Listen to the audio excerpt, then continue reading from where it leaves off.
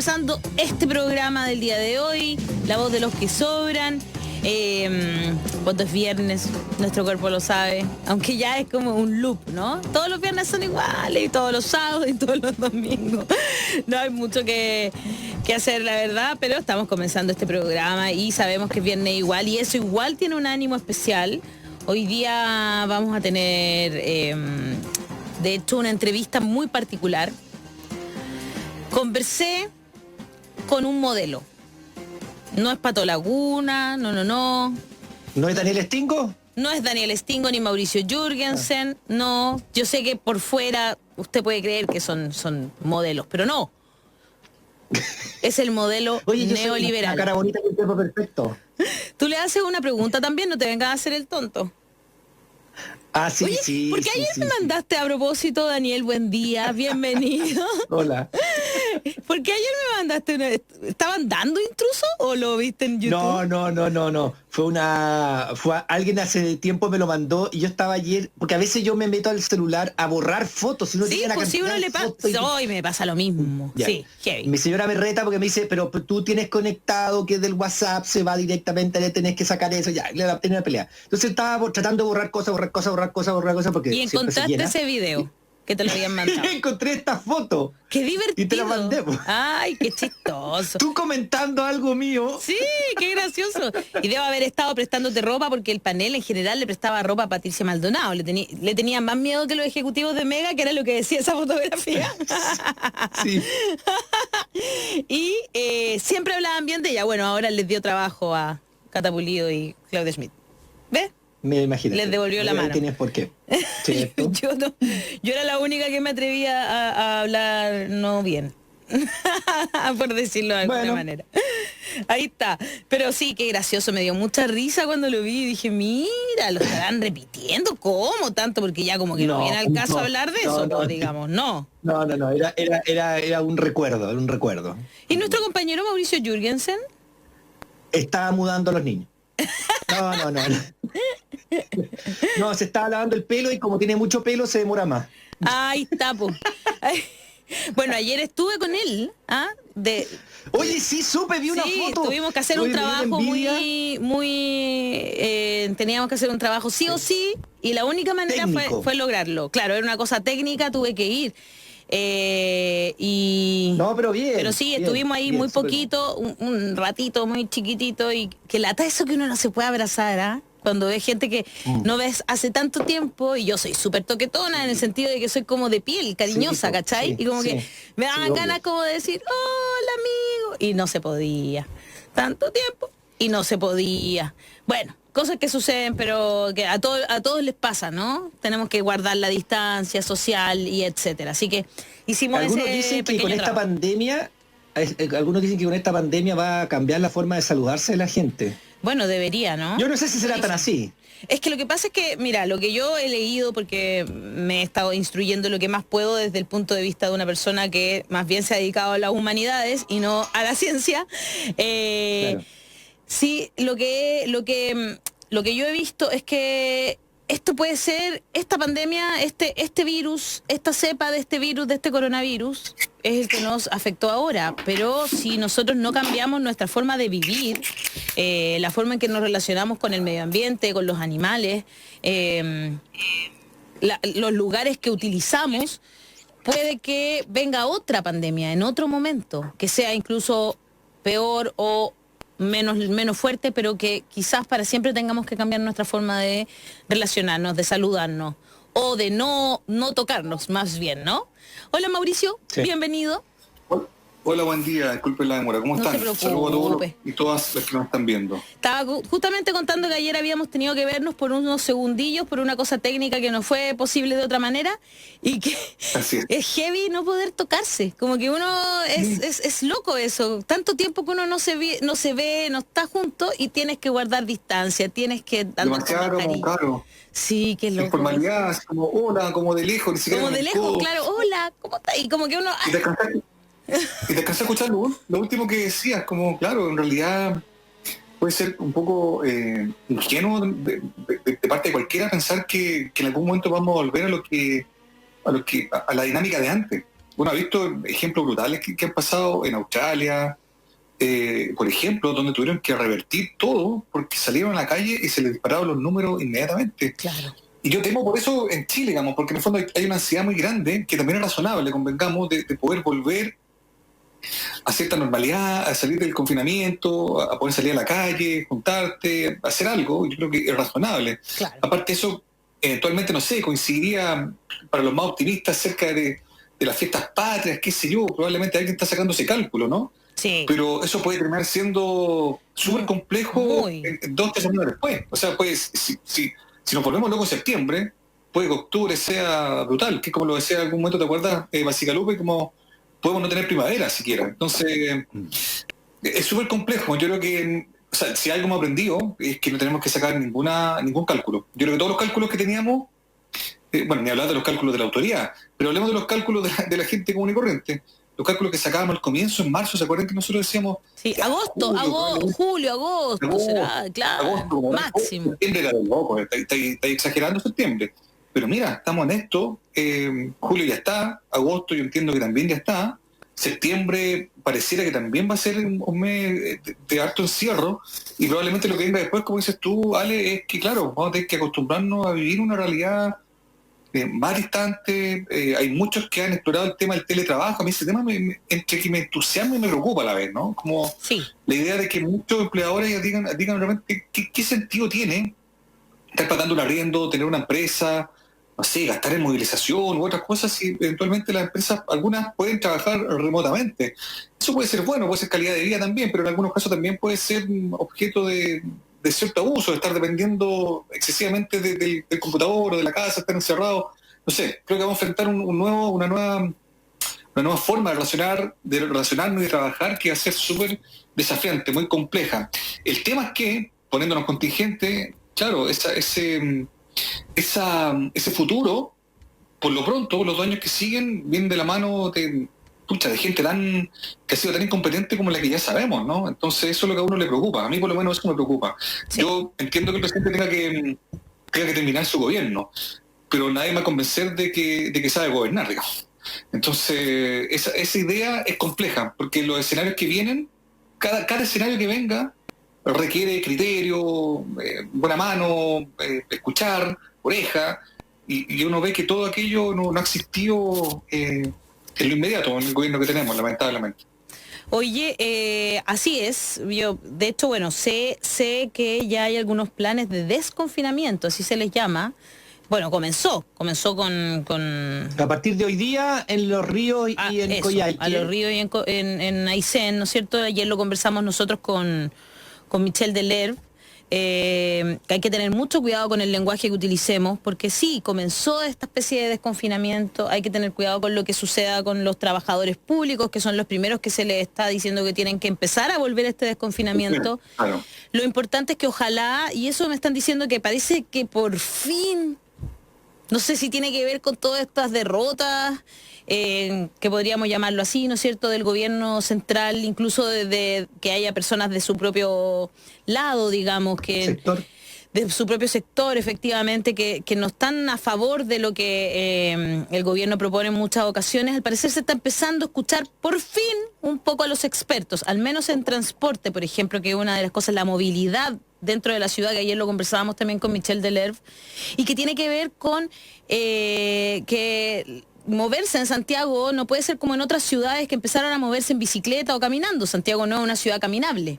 Entonces, finalmente, lo que parece que lo que hay que hacer es como dividir en grupos, ¿no? Que la gente vaya poco a poco volviendo, pero volviendo como dividido en muchas más que antes, que, ¿no es cierto? Como que no podéis estar 9 horas, sino que 4 horas uno, 4 horas otro, ¿cachai? Como que empiece a dividirse esto, que sea mucho más como laxo el tiempo. Escuchaban a la presidenta del Colegio Médico. Estamos escuchando más o menos nomás, como que se tapó el micrófono. Ahí sí. Ahí sí. No, que sobre lo mismo, Ale, yo escuchaba a la presidenta del Colegio Médico, que decía que, claro, mientras no haya una vacuna, es irreal pensar en un desconfinamiento total. Exacto. O sea, Lo leí. Esa frase para mí es súper elocuente, es como, y como sabemos que no hay vacuna todavía a la vuelta de la esquina, Para nada. y que tal vez pronto no va a llegar pronto a Chile, uno tiende a pensar de que, qué sé yo, lo que resta del año, y me imagino que gran parte del próximo año, van a ser épocas de trabajo remoto, de desconfinamiento paulatino, como dices tú, Ale, de una realidad muy compleja. Lo complicado de todo eso es que eso también va a coincidir con un déficit económico grande, y además con un gobierno en entredicho, digamos. Y hay una discusión pública, estamos discutiendo además la posibilidad de una nueva constitución, entre medio. Son muchos los desafíos que Chile enfrenta, siento yo, y que va a enfrentar y que va a tener que saber enfrentar de la mejor manera posible. El tema es que el panorama político se ve tan oscuro a raíz de los últimos acontecimientos, de lo que uno ha visto, no solo el gobierno, que uno tiende a pensar si estamos en manos de ellos, o de esa discusión, o de ese criterio, el futuro se ve medio oscuro en realidad. Así es que, bueno, pero hay que tratar de ir paso a paso. Me imagino. Exactamente, yo creo que eso es. Eso es, si no, nos vamos a abrumar en el futuro que se ve complejo, porque los desafíos de Chile en particular son grandes, son súper grandes. O sea, Chile no solo tiene que enfrentar la recesión o los problemas económicos y la salida de la pandemia, que es básicamente un escenario que han tenido que enfrentar todos los países del mundo de mejor o peor manera. Chile también tiene que enfrentar otros desafíos, repensar el futuro, una nueva constitución, un gobierno en entredicho, la amenaza creciente, siento yo, de un nuevo como estallido social o de nuevas manifestaciones, y todo aquello en un lapso de tiempo breve. Yo siento que es un estado frágil el que estamos enfrentando, y por eso es que uno esperaría que frente a esas situaciones mediara la cordura, la sensatez y un diálogo de altura, digamos. Y eso a veces, francamente, no se ve. Y lo último, lo que tú decías, perdona, es muy breve, a lo mejor tú vas para allá también, al respecto de lo que hemos visto en la derecha, en el bloque de gobierno, la coalición de gobierno. ¿Se acuerdan que lo hablábamos a comienzos de semana? Como claro, fracturas que se están haciendo evidentes. Yo creo que en los últimos días ha quedado de manifiesto que ahí hay un quiebre inminente, siento yo. Y ni siquiera digo de partido, no, hablo como un quiebre inminente entre las fuerzas que irrigan, digamos, ideología a ese bloque, ¿no? Los que son más liberales, los que tienden a ser más dialogantes, los que tienen una sensación un poquito más conectada, y los que derechamente están por defender a como sea, digamos, ¿no? El modelo, lo que ellos representan históricamente. Y esa energía, digamos, están empezando a colisionar, y yo encuentro que es súper elocuente de lo que estábamos viendo. Yo creo que por ahí va la cosa. Yo creo que tiene que pasar esto. La crisis es básicamente eso, digamos, romperlo todo para poder ver cómo se rearma. Pretender salir de la crisis manteniendo lo de siempre, claramente no va a funcionar. Sí, en ese mismo sentido, lo que dices tú, que tienen problemas internos. Bueno, la ley, la Moneda finalmente presentó el veto a la ley de servicios básicos, muy defendido por varios ministros, pero le contestaron el senador Chaguán, le contestó Rodrigo Delgado de Estación Central, que es de la UDI. O sea, la verdad es que no están dispuestos a ese veto varios alcaldes y personeros y personajes aparte de la de CEPA al otro lado, porque esta iniciativa legal la presentaron los democristianos también, la diputada Pérez. Entonces, el propio gobierno de la bancada de ellos han dicho que no están dispuestos a este veto, y para ese veto el presidente necesita no necesita mucha votación, digamos un tercio nomás, pero a ver, va a tener que juntarlo, porque estamos hablando de que no están todos dispuestos a apoyar este veto del presidente de la República, que pone.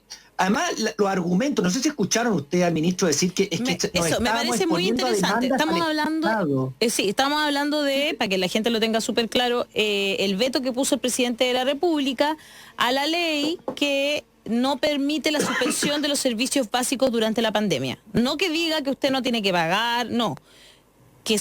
Que no le pueden suspender esos servicios básicos durante la pandemia. El agua, la luz, el internet, espero que esté incluido. El internet, ahí tuvo la discusión también. Me imagino que ahí debe haber habido una discusión. ¿La excluyeron al final? Sí, lo que pasa es que dicen que querían, no está mala la ley, pero hay algunos elementos inconstitucionales y por eso vetaron esos elementos, no la ley completa, que quede claro. Uh-huh. Se vetan... Pero ¿cómo no va a ser el internet un servicio básico a esta altura? Bueno, es que ese también es el tema. O sea, hay varias cosas que... Si estamos hablando de y varios le teletrabajo, recién contestaron. estábamos hablando de teletrabajo, telestudio, estudio telemático. ¿Cómo no va a ser un servicio básico tener internet en el siglo XXI? Y si están más aún, si están pensando, ellos mismos están pensando en el teletrabajo. Ellos fueron los que propusieron una ley sobre teletrabajo. Qué loco eso. Y lo peor es que el ministro de Energía sale, la segunda vez que tú lo ves, ¿Ya? Sale a proteger, a darle la razón al... sale a darle protección a la empresa. Miguel Mellado, RN, y veto a la ley de servicios básicos. La señal del gobierno es querer proteger a la empresa en vez de las personas. Puros diputados. Lo dicen ellos. Sí. Increíble. Sí, están... ahí hay un tema bastante, y lo que insisten todos, aquí no hay ninguna... no hay ninguna interés de que no se pague. O sea, que es postergar el pago y por lo tanto tú no lo puedes cortar, pero te lo van a pagar igual a los... Sí. Entonces, tú dices, ¿cuál es la mentalidad que hay detrás para vetar eso? Algunos dicen también que es como de dar una señal de fuerza en términos de que porque perdieron hace poco el proyecto de ley del otro.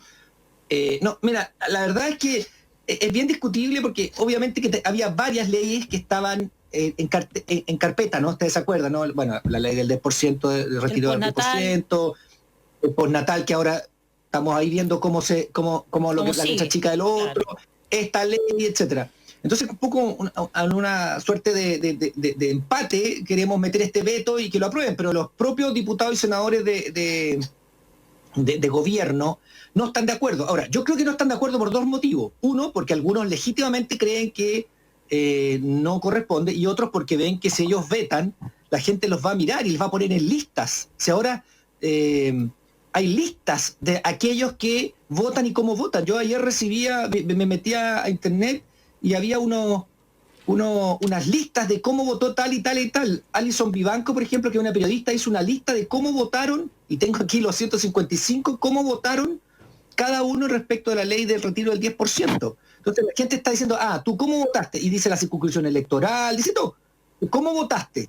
Y esto es una cosa que nosotros hemos insistido y mucha gente ha insistido de hace mucho tiempo. Bueno, ahora la gente, las personas, los ciudadanos están mirando cómo se comportan sus representantes. Me parece maravilloso. Entonces, eso. ¿Por qué votaste así? Tú eres de mi circunscripción. ¿Por qué votaste así? ¿Por qué votaste a favor de esto? Entonces, y eso también es un temazo porque en el fondo la gente está realmente mucho más atenta a si están protegiendo tus derechos los senadores y diputados o están haciéndole juego al gobierno. Entonces, es una cuestión a mí me parece bastante interesante, porque los diputados y senadores van a tener que ser efectivamente, o por lo menos tender a ser representantes de aquellos que los eligieron y no olvidarse de ellos cuando ya están en el puesto y hacer lo que ellos quieran. Entonces, me parece bien esto. Lo otro, en el Senado también había algunos, justo lo contrario. Arboe y Goich dijeron que iban a analizar bien esto del 10%, que no estaban tan de acuerdo. Lo vi eso, también, ¿no? Sí, vi especialmente a Goich, me lo mandaron porque como ella también fue una de las que votó en contra del postnatal, para después salir con este nuevo... ¿Y sabéis lo que me pasa, Daniel? Que más allá de analizar el quién, cómo, por qué, ya cada vez me parece más pequeña su forma de mostrarse. Creo que, por ejemplo, ayer estaba viendo, porque es como, para mí como que son dos caminos, ¿no? Este es el camino del orden y este es el presidente de la República y hay que hacerle caso porque es el presidente de la República y punto. Y otros que dicen, bueno, yo soy libre de conciencia, por lo tanto puedo votar de la manera que a mí me parezca que hay que votar a favor de la ciudadanía, ¿no es cierto? Porque ellos fueron los que me eligieron. Creo que están esos dos caminos, ¿no es cierto? Y como que no hay mucho entre medio, como que no, eso es lo que está pasando. Carlos Larraín, o sea, con nuestro compañero Freddy Stock en su programa de Vía X, dijo, hay que apoyar al presidente aunque lo encuentren chico, feo y tonto. Dijo eso. Yo no sé si eso es apoyar o no. Es que te rías. Sé que yo sentía que era como cuando invitaban a Delfina Guzmán para puro que dijera lecera a la tele cuando ya no estaba tan bien ya como emocionalmente. Y me pasa lo mismo con Carlos Larraín, ¿sabes? Yo debo decir, esto sí que califica como un placer culpable, ¿eh? A pesar de que no me gusta el concepto. Yo era gracioso.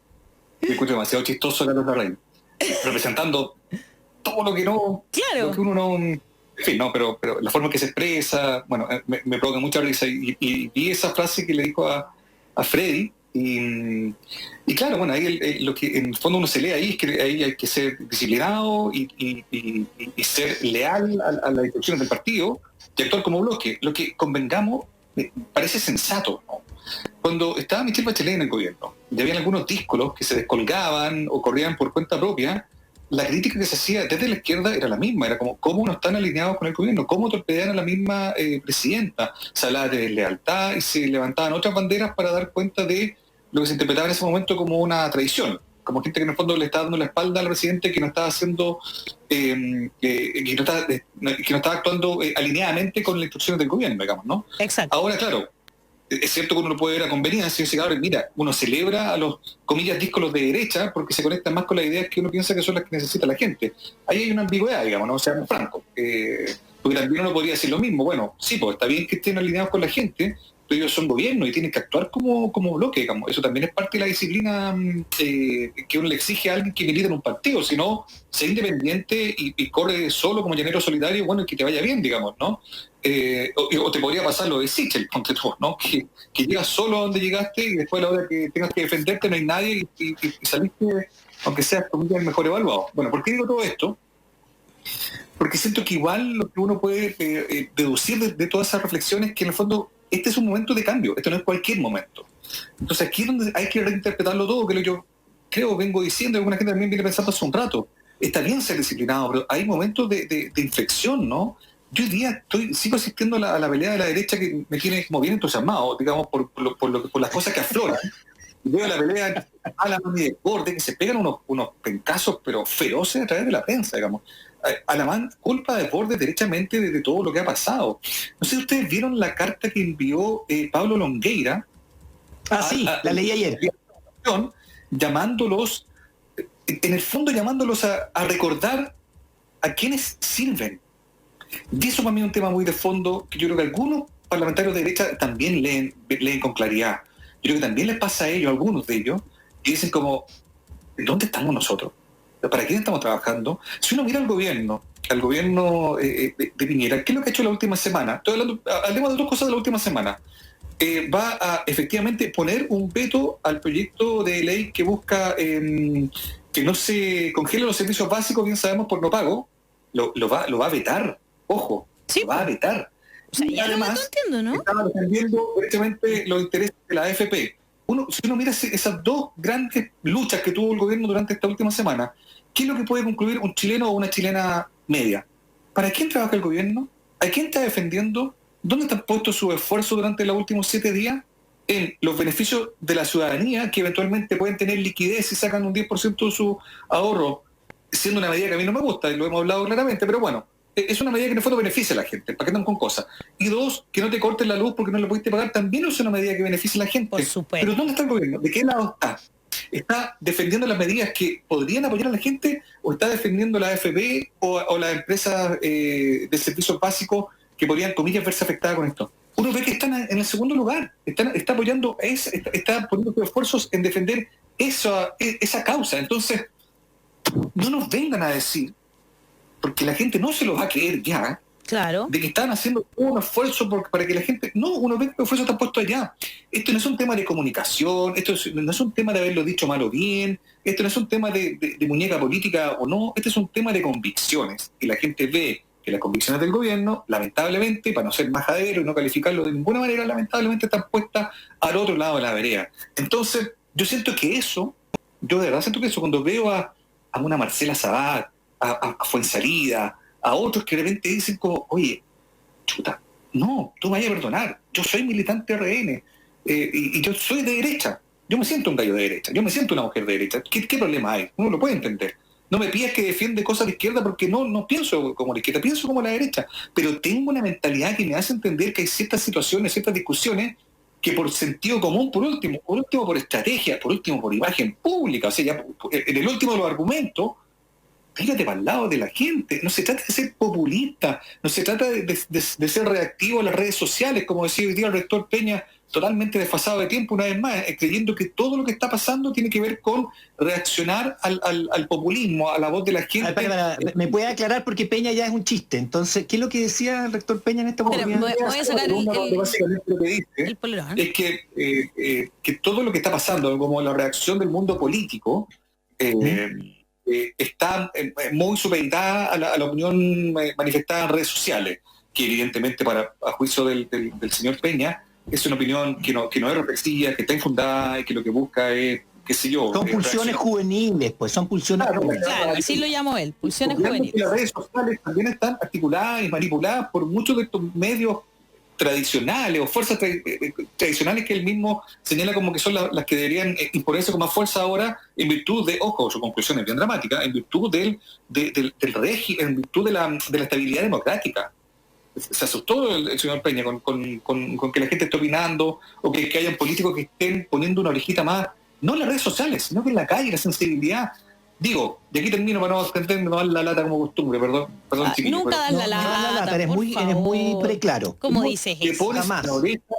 Si no le pones la oreja a lo que la gente más o menos necesita, no es lo que dice la mayoría, no es lo que dice la orden consciente, que en el fondo esa es un poco la idea que intenta instalar mucho, reaccionar al populismo. Es más fácil ser populista, se lo he escuchado al ministro Orión esta semana, se lo he escuchado a Marcela Cubillo esta semana, se lo he escuchado a Lamán, se lo he escuchado a Longueira, se lo he escuchado a Melero, mira todos los que se lo he escuchado. Esto del populismo, si tú votas en favor de cosas que eventualmente benefician a la gente en términos inmediatos, es ser populista, ser reflexivo, es ser básicamente además un díscolo, una persona que no está atendiendo las instrucciones del gobierno. Bueno, ojo, están poniendo orejas donde hay que poner orejas. De eso se trata el servicio público, o me perdí yo en el camino. De eso se trata la representación popular, o me perdí yo en el camino. De eso se trataba cuando estaban postulando para alcalde, para diputado, senador. O nos perdimos en el camino. ¿De qué se trata ser un servidor público? ¿A quién tienes que rendirle cuenta? ¿A la gente? ¿O a tus empleadores? ¿O a los empresarios que te pagaron la campaña? ¿Sabes lo que pasa? Si tú me permites añadir un par de cositas, solamente un par de cositas. Yo estoy absoluta y totalmente de acuerdo contigo. One more time. Y además agregándole algo, que eso que tú estás señalando es en pandemia. Ni siquiera es en tiempos normales, es en pandemia. Y eso se suma, entonces eso tiene un plus, un sumarle que estas medidas que se están haciendo son excepcionales. No es que en el futuro vamos a sacar el 10%, que además es su miedo, ¿no? Que se abra una ventana y por ahí entra todo. En pandemia, la gente tiene hambre, la gente está muriendo, la gente cae a los hospitales, la gente debe quedarse en su casa. En pandemia no queremos cortarle la luz, la internet para que puedan educarse, el agua a la gente. Entonces, ese es el problema. Y yo creo, yo estoy como... Otra vez lo conversábamos, tú no estabas ese día, pero lo conversaba con la Ale, y supongo que va a estar de acuerdo, que acá claramente hay un punto de inflexión, tú lo decías recién, hay un punto de inflexión histórico. ¿Y por qué hay un punto de inflexión histórico? Porque vienen cambios mayores y algunos se están aferrando como sea a las granjerías que tienen, a los privilegios que tienen, al sistema económico que tienen. Mira la frase, me voy a tomar la libertad, Ale, de leer la frase completa de Carlos Larraín. Ya, léala, sí, porque dice, estamos caminando... Partido del orden, dale. Por eso lo digo, estamos caminando por la orilla de un precipicio en un día de lluvia. Además es poético, ¿eh? Mira. Sí, por supuesto. Se está preparando un plan político de mucha envergadura y la izquierda se está lamiendo los bigotes porque se está preparando para un super manotazo institucional. ¿Qué querrá decir con eso? No lo sabemos. Los partidos de derecha tienen que apoyar al presidente de la República aunque lo encuentren chico, feo y tonto. Y todo lo que tú quieras, pero es el presidente de la República, indicó el presidente de RN, el expresidente de RN. ¿Qué te está diciendo ahí? Ahí está diciendo muchas cosas. Exacto. Está diciendo que estamos al borde de que se acabe nuestra propia institucionalidad, la que nosotros queremos. Yo le voy a decir algo a don Carlos Larraín. Me encantaría que fuera así, pero le cuento algo, la izquierda no tiene esa institucionalidad, o sea, ese orden y esa no. La izquierda lamentablemente tampoco está tan organizada. Es la gente la que ha pedido estas cosas. Ni siquiera son los partidos políticos de izquierda, ni siquiera son el Frente Amplio, el PC, los verdes, los regionalistas verdes. No, señor. Es las personas, los chilenos los que están pidiendo estas cosas. No es la izquierda ni siquiera está organizada, ni siquiera está unida.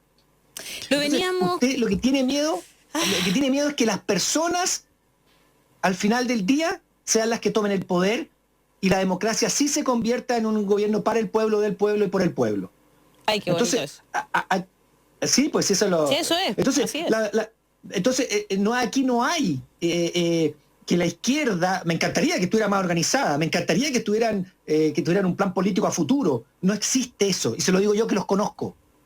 Entonces, lo que pasa es que las personas están en la calle o están en sus casas, pero atentas, o están en las redes sociales también, sí, pidiendo, exigiendo que se les atienda porque estamos en pandemia y lo están pasando mal. Entonces, claro, con esto, este señor tiene mucho miedo que sí, porque haya una convención constitucional, ¿cierto? Una asamblea constituyente, se cambie la constitución y todas estas prebendas que ha tenido el señor Carlos Larraín y todo su tiempo, bueno, se van a acabar. Pero sí, es la gente la que lo está pidiendo porque ya se cansó. Usted tiene que unir lo que pasó el 18 de octubre en adelante con lo que está pasando en esta pandemia también. No es así una organización. Y nos muestra, insisto en esto, y con esto termino, que es lo último, la forma de aferrarse a sus derechos, a sus prebendas, a sus cosas, porque no quieren soltar nada. Como dice Mauricio, hay algunos que por lo menos están viendo la realidad y dicen, ¿sabéis qué? Yo no puedo seguir una línea del chico feo y tonto, si es que la gente... Es heavy. Pero si él lo dijo así, pues no, sí sé, es que es súper heavy que diga eso, porque chico feo por último, ya, es un insulto físico, filo. Pero tonto, es que ahí es donde vamos a seguir. Le pasa a un que Carlos Larraín es como un dueño de fondo. Pero que ¿sabes qué? Yo me acuerdo de cuando mi mamá me decía, es que también mi compañero lo hizo, va a seguir a su compañero aunque se tire por el precipicio, ¿te acordáis esa clásica que te dicen los papás cuando eres chica? Es que con mi compañero, y va a seguir a tu compañero aunque se tire por el precipicio, ¿usted va a ser así de tonta?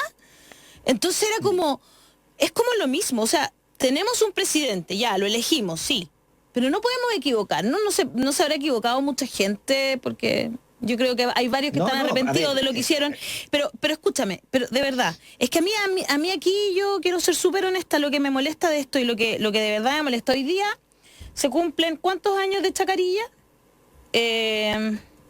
¿Ah, sí? Porque sí, hoy día es como, un día como hoy, algunos ¿Un aniversario hombres, de Chacarilla? Sí, 9 de julio de 1977. La noche que Bodanovich, Coco Legrand, Pollo Fuentes, varias personas que todavía siguen ahí, ¿no? Esto escrito por Elisa Montesinos, que es una gran periodista, ¿no es cierto? La noche que Bodanovich y Coco Legrand le prestaron ropa a la dictadura. Sábado 9 de julio de 1977, en una liturgia cívico-patriota que recordaba los rituales del nazismo, tuvo lugar en la ciudad de Santiago, involucrando a reinas de belleza, humoristas, animadores, futbolistas y otras figuras de TV, entre los que parece que algunos recién se enteraron que estaba Coco Legrand, porque hoy día ha sido trending topic durante la mañana. Esas personas llegaron ahí a apoyar a Pinochet, a un dictador. Fue en 1977. Han pasado, ¿no es cierto?, todos estos años y esas personas siguen apareciendo como si nada. En Chile, durante todo este tiempo, las personas que fueron parte de la dictadura, al revés que en otros países, ¿no es cierto?, siguieron ahí, siguieron profitando de todo, y no solo estoy hablando de artistas o, no sé, figuras faranduleras, como quieran llamarlos, la verdad. Estoy hablando de personas que estuvieron en el poder junto con un dictador, que lo seguían y hoy día son alcaldes, ¿no es cierto?, son ministros o fueron, son senadores, no, son diputados. El ministro de Justicia... Sí, pero Lavín es alcalde, no sé, por eso te digo, son distintas figuras, ¿no es cierto? Y fueron elegidos por las mismas personas. Entonces, esas mismas personas no pueden creer que 40 o casi 50 años después, la gente haya abierto los ojos y se haya dado cuenta que en realidad puede haberse acabado la dictadura militar de Augusto Pinochet, pero la ideología detrás de esa dictadura, esa que hace que sean muy pocos los que tengan privilegios, o sea, que vivir bien en este país sea un privilegio del que gozan un porcentaje muy pequeño de personas. Esa dictadura, esa parte de la dictadura se mantiene hasta el día de hoy, intacta, sin haberse tocado. Incluso diría yo que durante varios gobiernos de la Concertación se profundizó en eso. Entonces, que nosotros, que la gente hoy día salga y escriba en las redes sociales, que haya diputados y senadores que están entendiendo que ellos fueron elegidos por personas y que fueron elegidos para gobernar para esas personas y no para un partido político que quiere conservar el orden, que insiste en que hay que seguir a un presidente aunque sea tonto. Cáchate esa cuestión. Porque nos podemos reír de las palabras de Carlos Larraín, pero fíjense lo que está diciendo. O sea, hay que seguir a esa persona solo por el hecho de ser presidente, como en la monarquía. O sea, ¿no se supone que una democracia debería ser lo opuesto a una monarquía? Entonces, como... Yo de verdad me pregunto, ¿qué es lo que estamos viendo? Estamos viendo personas que tienen mucho miedo porque hoy día se esté discutiendo poder utilizar nuestros ahorros de la AFP, que a lo mejor no era la mejor idea, pero como ellos no fueron capaces de dar una mejor, que es la única que dieron, la única solución que nos dieron es que nos sigamos endeudando cuando ya estamos súper sobreendeudados, entonces tuvieron que buscar una solución para la gente, para los que están gobernando, para los que somos el Estado en realidad. Entonces, ahí es donde tú dices, chuta, estos gallos, para mí, lo que tienen, ese despelote que tienen, es solamente miedo. Miedo a perder ese poder, a perder esos privilegios, a dejar de ser parte de esa clase política económica que sigue gobernando el país y que lo gobernaba en 1977 y lo gobierna en el 2020.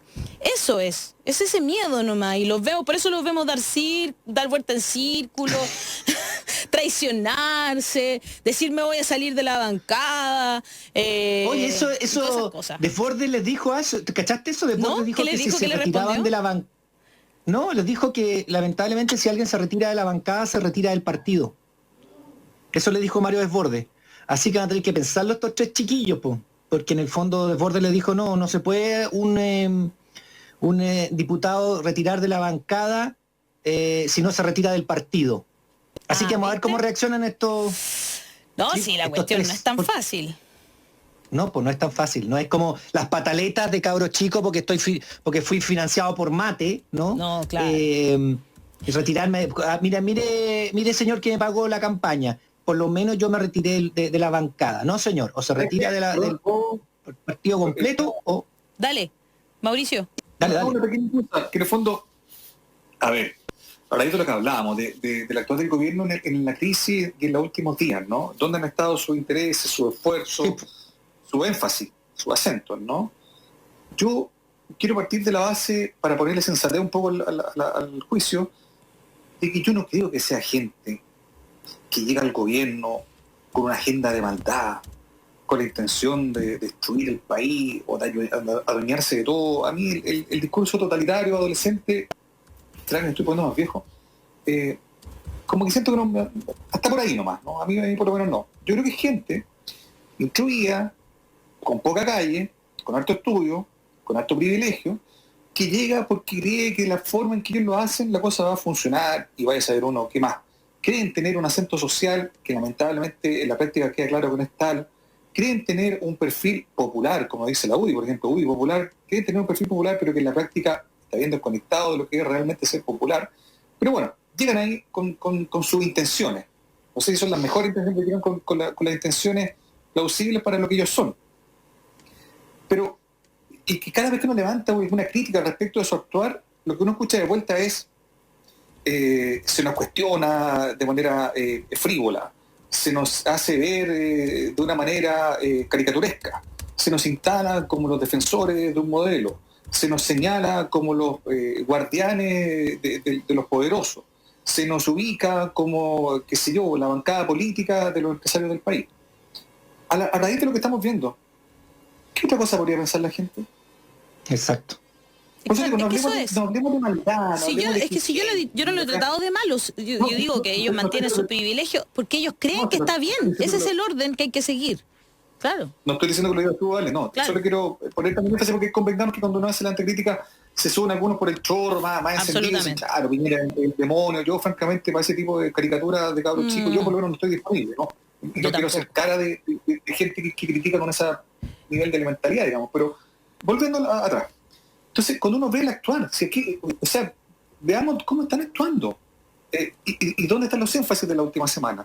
¿Qué es lo que puede sentir la gente? Y no estoy hablando de la gente ideologizada que está, qué sé yo, buscando incendiar el país. No, estoy hablando de la gente sensata, la gente clase media, la gente con la que uno conversa, la gente que observa también con incertidumbre un poco lo que pasa. Ve lo mismo, si eso es lo que ve que el gobierno está ahí enfocado en separar un modelo, que no les toque la AFP, le vamos a poner un veto a las empresas de servicios básicos porque pucha, nos complican con cierta gente, ve privilegios, ve que son los mismos, ve que hay ministros que salen del ministerio para ir a trabajar a Cencosud, ve ese movimiento, no es que ser muy pillo, ni leer mucho, ni ser muy instruido, ni ser economista o epidemiólogo, que es el clásico argumento que también con el que se desestima la crítica. ¿Te has dado cuenta de eso? ¿No? Como cuando uno hace una crítica, oye, ¿pero por qué las cifras no conectan? Oiga, que ahora chuta, está lleno de epidemiólogos en Twitter. No, viejo, no soy epidemiólogo, soy apenas un periodista y soy apenas un ciudadano común que tiene una duda razonable. ¿No puedo expresarla? ¿Es eso en el fondo una duda razonable? Expresar en una red social, cuando es sensata, cuando tiene sentido, cuando además queda manifiesta en algunas de las encuestas que ellos mismos pagan, perdóname. ¿Eso es ser incendiario, poco patriota, populista, bolchevique? No, es gente que tiene una duda razonable, que una ve que el gobierno está preocupado por cuidar a la AFP y ve que el gobierno está preocupado por los servicios básicos, y la empresa de servicios básicos, y va a vetar una medida que, convengamos, no es la gran cosa, pero pucha, ayuda a la gente que está en una situación compleja. Entonces, ¿es maldad de uno? ¿Es prejuicio de uno? ¿O no son sus mismos actos los que confirman la tesis de quiénes son sus verdaderos dueños? Claro. Oye, tenemos a Fernando Atria en espera. Antes yo también quería decir que en un ratito más vamos a conversar sobre nuestro golpe periodístico del día de ayer, que fue justamente los videos que muestran la indolencia, así lo voy a llamar, de Carabineros cuando sucedió esta bomba que le cayó a Fabio. Es que no sé si llamarlo ataque, no sé si llamarlo accidente, porque considero que no es un accidente si uno golpea a alguien y luego lo deja tirado y se va. Entonces, no sé cómo llamarlo, pero la indolencia con que actuó Carabineros en el caso de Fabiola Campillay, ayer lo mostramos, vimos cómo disparaban, cómo tiraron una bomba de humo, después antes de retirarse, que se arrancaron, que se fueron, que sabían lo que había sucedido y que la dejaron ahí tirada a una persona que le había caído una bomba lacrimógena en su cara. Ayer habló ella en 24 horas y complementó esta información que nosotros habíamos mostrado en el programa. Entonces me parece que es un tema del que vamos a conversar en un ratito más adelante, porque ya estaba apareciendo ahí Fernando Atria, que está con nosotros esta mañana para conversar sobre muchas cosas. Hola Fernando, ¿cómo estás? Hola Alejandra, muy bien, gracias. Mauricio, Daniel, qué un gusto bueno estar aquí de nuevo. Siempre un gusto conversar contigo y además hoy día vamos a conversar, por supuesto, cómo no, sobre el tema del retiro del 10% o hasta un 10% de lo que uno tiene en su AFP, lo que ha sido, pero ya de verdad como una bomba que explotó en las manos de muchos y que hoy día están todos conversando, comentando. Y cuando digo todo me refiero a la gente que está en las calles, que te pregunta, ¿no es cierto?, que quiere saber más, cuáles son las alternativas. ¿Es cierto lo que dice un lado? ¿Es cierto lo que dice el otro? ¿Es cierto que es posible que el crédito del gobierno sea mejor o peor? Son dudas y muy razonables, ¿no es cierto?, que cada chileno y chilena tiene en su casa, o personas que viven en nuestro país también en estos momentos. Entonces, es muy interesante conversar contigo, que eres un hombre que ha estudiado esto durante muchos años. Antes de que nos diga, también quiero plantearle lo que dijo Carlos Peña, también lo que dijo Carlos Larraín, y también, por último, decir que me carga que tenga esa cantidad de libros atrás y me da una envidia terrible. Más que Yo los tengo tuyos. aquí estos libros y él tiene tiene el segundo piso del libro, lo odio, Tercero lo y detesto. cuarto incluso. Pero imagínate, él sube al segundo piso a buscar el libro, una cosa que Una envidia que te tengo, pero bueno, ya te lo he dicho varias veces y te lo seguiré diciendo. Bueno, gracias, Daniel. Ya, Oye, cuando quieras esos puedes venir a buscar libros, libros, dile. Oye, Bueno, yo los presto, por supuesto. Ya que voy a estar con él. Sí, pues, es verdad. Oye, Que vale. ya que están sacando pica y cosas así, yo voy a mostrar porque me han escrito mucho por redes sociales para que habían venido a ver mi polerón y yo justo me lo saqué, sí, un polerón de la Mujer Maravilla, obviamente, soy Wonder Woman. Hoy.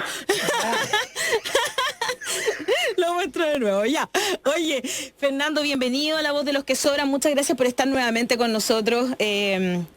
Nos encanta conversar contigo y en esta ocasión, por supuesto, que el tema que nos convoca es el que tiene que ver con esta posibilidad. Falta mucho todavía, se conversó en la Cámara de Diputados, pero de todas maneras yo creo que fue bastante novedoso e histórico que haya logrado estos 3/5, ¿no es cierto?, de aprobación en la Cámara. Ahora se fue a comisión mixta. Partamos de conversar sobre eso, Fernando, de lo que viene, porque hay mucha confusión sobre eso. Hubo gente que llamó a la AFP porque querían retirar sus fondos ya, creyendo que esto ya era ley. Entonces, expliquemos un poquito en qué quedó esto. No, en términos de su tramitación, aquí vale la frase de Churchill. Esto no es el fin, esto no es ni siquiera el principio del fin, esto es el fin del principio. Me encantó. Muy ¿No? O sea, se aprobó en general, ahora tiene que ser discutido y aprobado en particular. Entiendo que ya se reunió la comisión de la Cámara de Diputados para discutirlo en particular y eso debería llevar a que se vote en la sala el proyecto en particular la próxima semana, supongo. Yo escuché al diputado Walker diciendo eso. Si la sala lo aprueba, que podría rechazarlo, por cierto, la sala vota cada artículo y entonces de ahí sale un proyecto aprobado que es despachado por la Cámara al Senado y en el Senado se repite todo esto mismo, o sea, hay una votación en general, va a la comisión, votación en particular. Si el Senado lo aprueba y aprueba el mismo texto que aprueba la Cámara, entonces queda despachado por el Congreso y se le envía al presidente de la República. Aquí hay un dato bien interesante. El presidente de la República puede vetarlo. Wow. Y si el presidente lo veta y el Congreso insiste, ¿Qué pasa ahí? el presidente tiene que llamar a un plebiscito. No, ¿en serio? Ese es el único caso de plebiscito contemplado en la Constitución de 1980, que es para una reforma constitucional vetada por el presidente de la República ante la insistencia del Congreso. El Congreso, por supuesto, el presidente puede allanarse y promulgarla, o puede llamar a un plebiscito, así el rigor. O sea, yo creo que no creo que esto pase, pero la verdad es que todas las predicciones acerca de lo que uno cree que puede pasar en este momento están todas suspendidas, ¿no? En rigor, podríamos tener un plebiscito sobre las AFP. Qué increíble. Increíble. No, pero sería bueno, sería muy bueno, porque el batatazo... Sí. Bueno, yo creo que hoy día la indignación ciudadana se concentra en dos cosas. Una es la política institucional, el Parlamento, los partidos, etcétera, el gobierno, que se refleja en la Constitución, y otra son las AFP. Porque las AFP yo creo que hoy día, porque eso, o sea, lo que pasó anteayer, tiene tantas, como se le dicen hoy día a los periodistas, aristas, ¿no? O sea, hay mucho que decir. Una de las cosas que hay que decir es la pregunta que decía Alejandra, ¿por qué esta propuesta del gobierno no es considerada más atractiva que sacar los fondos? Porque podría ser más atractiva. Yo creo que tiene que ver con que ya nadie cree nada. Es decir, sí, claro, hoy día el gobierno me dice que es un crédito contingente al ingreso, que a los 4 años no voy a tener que devolver nada más y todo, pero yo sé, dice la gente, creo, yo sé que cuando llegue el momento y yo lea la cuestión, va a aparecer alguna letra chica que voy a tener que leer con lupa y que me van a encalillar de nuevo. Exacto. Y de hecho, el propio gobierno lo ha fomentado esa idea, porque fíjense usted, primero fue el IFE, ¿no? El IFE, el ingreso familiar de emergencia. Y la diputada Hoffman diciendo que no querían que las personas dependieran del Estado, y por eso tenía que ser bien bajito. Claro. Después fue el IFE 2.0, después fue el IFE Plus. Entonces, después será, no sé, pues el IFE Platinum, y después el IFE Premium, claro, y después Platinum Premium, ¿no? O sea, es ridículo. Es un gobierno que va detrás, siendo arrastrado para defender a la AFP o para defender a las compañías, en vez de ir por delante preguntándose cómo cómo apoyar a todas las personas a las cuales se les está pidiendo por razones sanitarias y justificadamente un esfuerzo enorme. Pero hay una indolencia y sensibilidad increíble. Perdona, Mauricio. No, al contrario. Gracias a ti, lo que tú estás diciendo es correctísimo. De hecho, la nomenclatura que tú señalas es tan decidora, ¿no? De cómo entienden ellos la administración del Estado, ¿no? Con nombres, con siglas que refieren a algo como si fuera, no sé, una suerte de éxito como empresarial. Pero me pregunto, que lo quiero preguntar así de verdad. Yo sé que soy impopular, pero yo encuentro que la idea de sacar, yo considero que ahora consultar la crisis y tener algo de liquidez es así, desde arriba, una mala idea, digamos, ¿no? La crisis la pagan una vez más la gente, y de forma no resuelve mucho, convengamos, digamos, ¿no? Pero efectivamente en el modelo que tenemos, en el sistema que tenemos, en la realidad que tenemos, pareciera ser lo más sensato para tener algo de liquidez y también de algún modo, siento yo, para pegarle en las canillas al sistema, al modelo. Yo creo que también hay algo de eso en esta como idea más bien instalada de que es una medida que la gente aprueba, que la gente celebra, ¿no? Ahora, me pregunto si no estaremos celebrando muy poco, digamos, ¿no? A raíz de lo mismo, ¿no? Porque aparentemente, como una cosa más estructural, más de fondo, no hay nada muy resuelto ni nada decidido. Entonces, quisiera como que tú nos ayudaras a poner en perspectiva. Yo entiendo que lo que se votó hace 2 días es más simbólico que efectivo, es más significativo por lo que simboliza que algo real. Técnicamente, que la gente que va a ganar una pensión miserable le puede sacar 10 horas para tener algo de liquidez, yo encuentro que es una mala decisión, digamos, pero también entiendo que es razonable para los tiempos que vivimos y por lo que significa, insisto, es como pegarle un espolonazo, por así decirlo, a este sistema, a este modelo. ¿Tú lo interpretas de la misma manera? ¿Crees que efectivamente ahí está lo valioso de lo que pudimos ver hace 2 días? Yo por eso decía que lo que pasó anteayer tiene muchas dimensiones en las cuales tiene que ser conversado. Yo estaba ayer en un matinal. Ya, mira, ya te estoy invitando a los matinales tradicionales ya. Bueno, ya se lo han invitado otras veces. Sí, sí. Quiero decir, estaba en otro matinal, claro. en un matinal marginal, no como este, que es el principal. Eso. Y estaba ahí, apareció el diputado Jaime Bellolio y decía, porque las personas que votaron, los diputados que votaron por este 10%, la izquierda, no le interesan las personas, lo que le interesa es trizar el sistema de pensiones, así como denunciando. Y yo le habría dicho, porque no pude responderle ahí mismo, sí. Es decir, importan las dos cosas. Aquí se juntan las dos cosas. Porque yo creo que uno tiene que entender, y esto en general, yo creo que toda por así decirlo, la inteligencia, ¿no? La clase de los que escriben columnas, los que comentan, los observadores, yo creo que esto no lo han notado. Y es que el estallido del 18 de octubre tuvo como tema central el abuso. Y el abuso tiene 2 dimensiones, no una. El abuso es una cuestión bilateral, porque el abuso no solo quiere decir que yo sufro, o sea que nosotros tenemos pensiones bajas, etcétera. Además quiere decir que mi sufrimiento o mi perjuicio es causado por el aprovechamiento del otro. Entonces, la cuestión no es solamente, porque una de las cosas que caracteriza el discurso de la derecha hoy día es decir, toda la discusión sobre las pensiones tiene que ver fundamentalmente con subir las pensiones. Y yo creo que eso es un error. Por supuesto que subir las pensiones bajas, es parte importante del problema, pero no es todo el problema. Hay una parte adicional, y esa parte adicional, que yo creo que explica la indignación con las AFP, es que las personas ven que el sistema paga pensiones de pobreza que condenan a la mayoría de los pensionados a una vida de pobreza y dependencia, y al mismo tiempo es una fuente de utilidades increíbles para las AFP, que les pagan sus viajes a sus gerentes al Caribe para que les tiren ron en la boca. Todos vimos ese video, ¿no?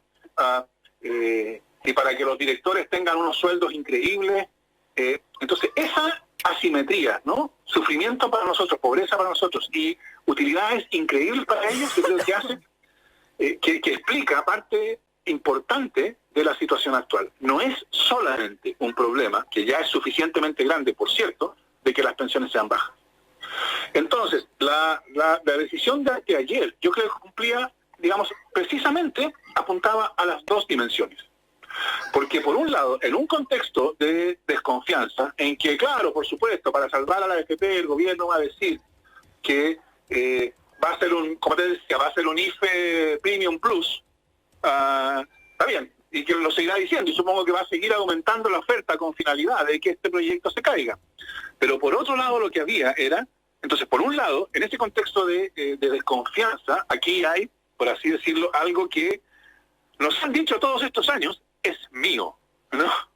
Claro. Aquí yo creo que lo que pasó el anteayer fue una suerte de el neoliberalismo recibiendo una sobredosis, ¿no? Porque este argumento de es mío, así que no me hueveen, yo lo saco cuando quiero, bueno, es una sobredosis de neoliberalismo, por un lado, pero por otro lado, hay una cuestión de por fin esta indignación ciudadana, en general contra el abuso, pero en particular contra las AFP, por fin la política institucional se da por aludida, porque es cosa de pensar, ¿cómo lo ve esto la gente, lo que alguna vez yo le escuché al sociólogo Manuel Antonio Garretón llamar la gallada? ¿Cómo lo ve la gallada? Me gusta. ¿No?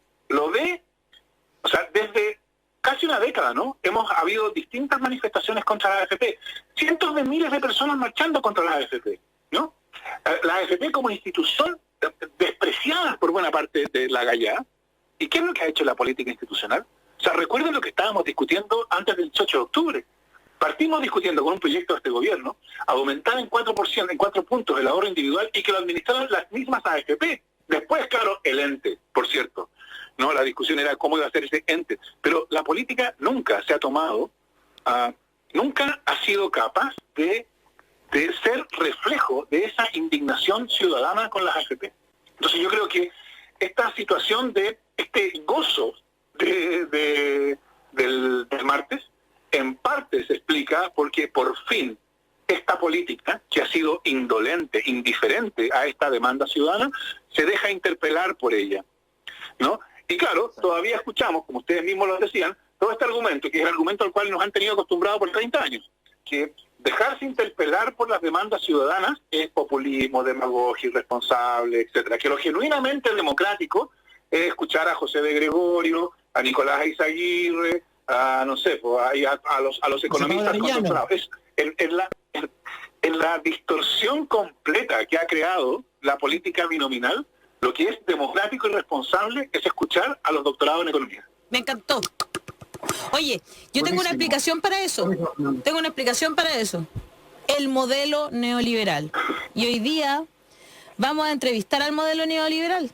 Ustedes no crean que esto es un chiste. No, vamos a entrevistar de verdad al modelo neoliberal. Vamos a entrevistar a un modelo.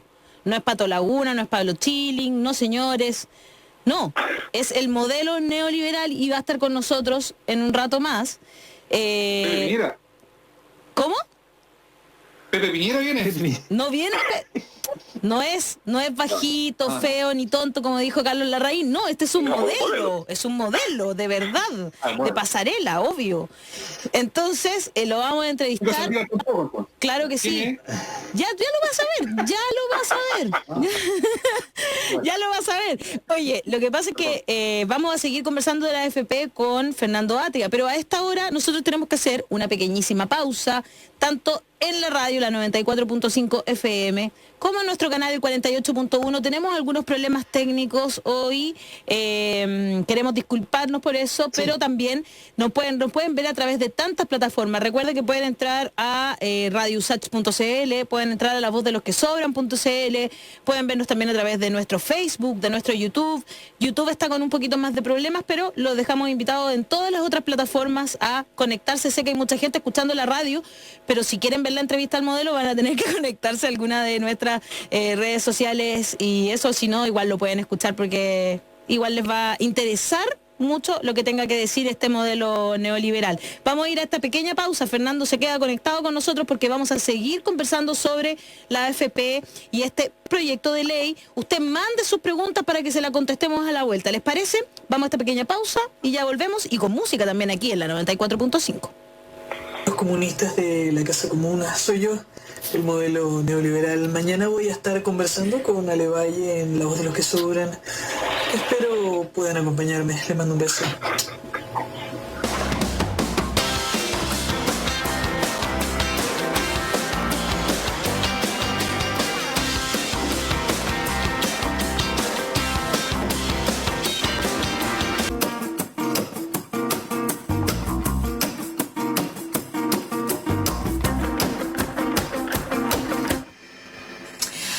¿qué tal, chiquillas, chiquillos, chiquilles? Estamos en La Voz de los que Sobran y hoy tenemos un invitado muy especial.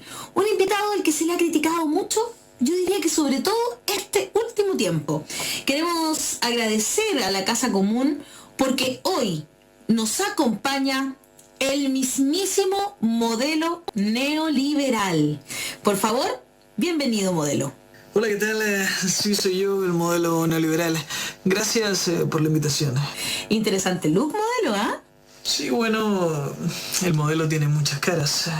Y justamente de eso quería hablar, fíjate. Queremos saber, en lo íntimo, ¿quién eres tú, modelo? Te podría contar muchas cosas, pero ¿para qué hablar si puedo bailar? No. Muchas gracias. Perfecto.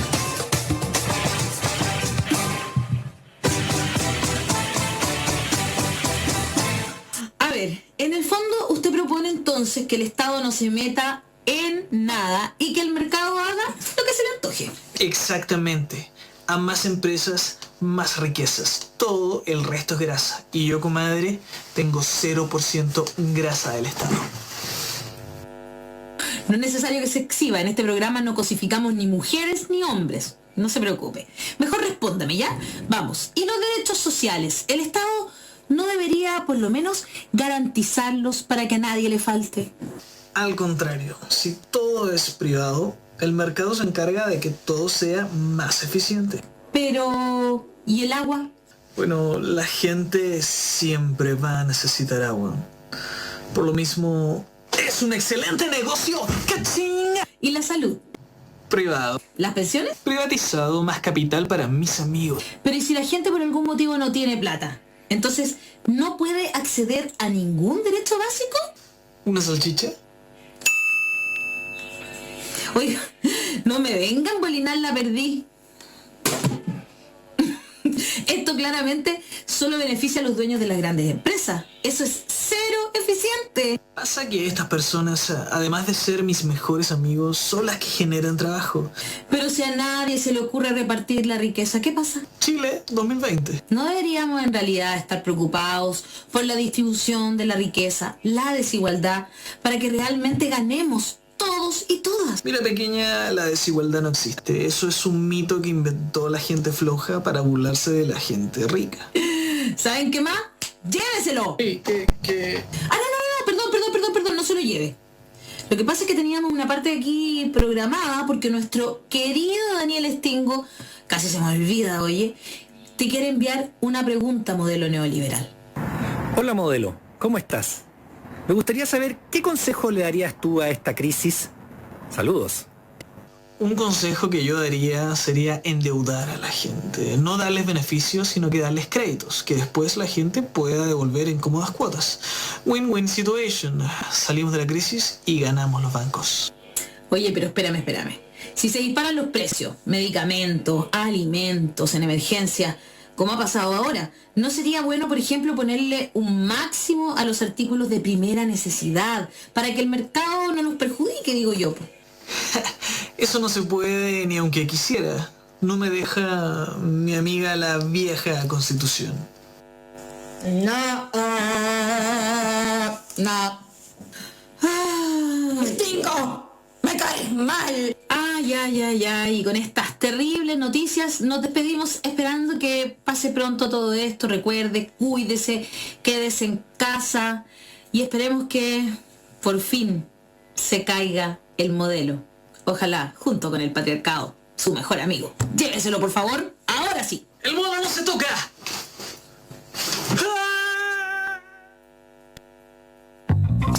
Hola, ¿qué tal, chiquillas?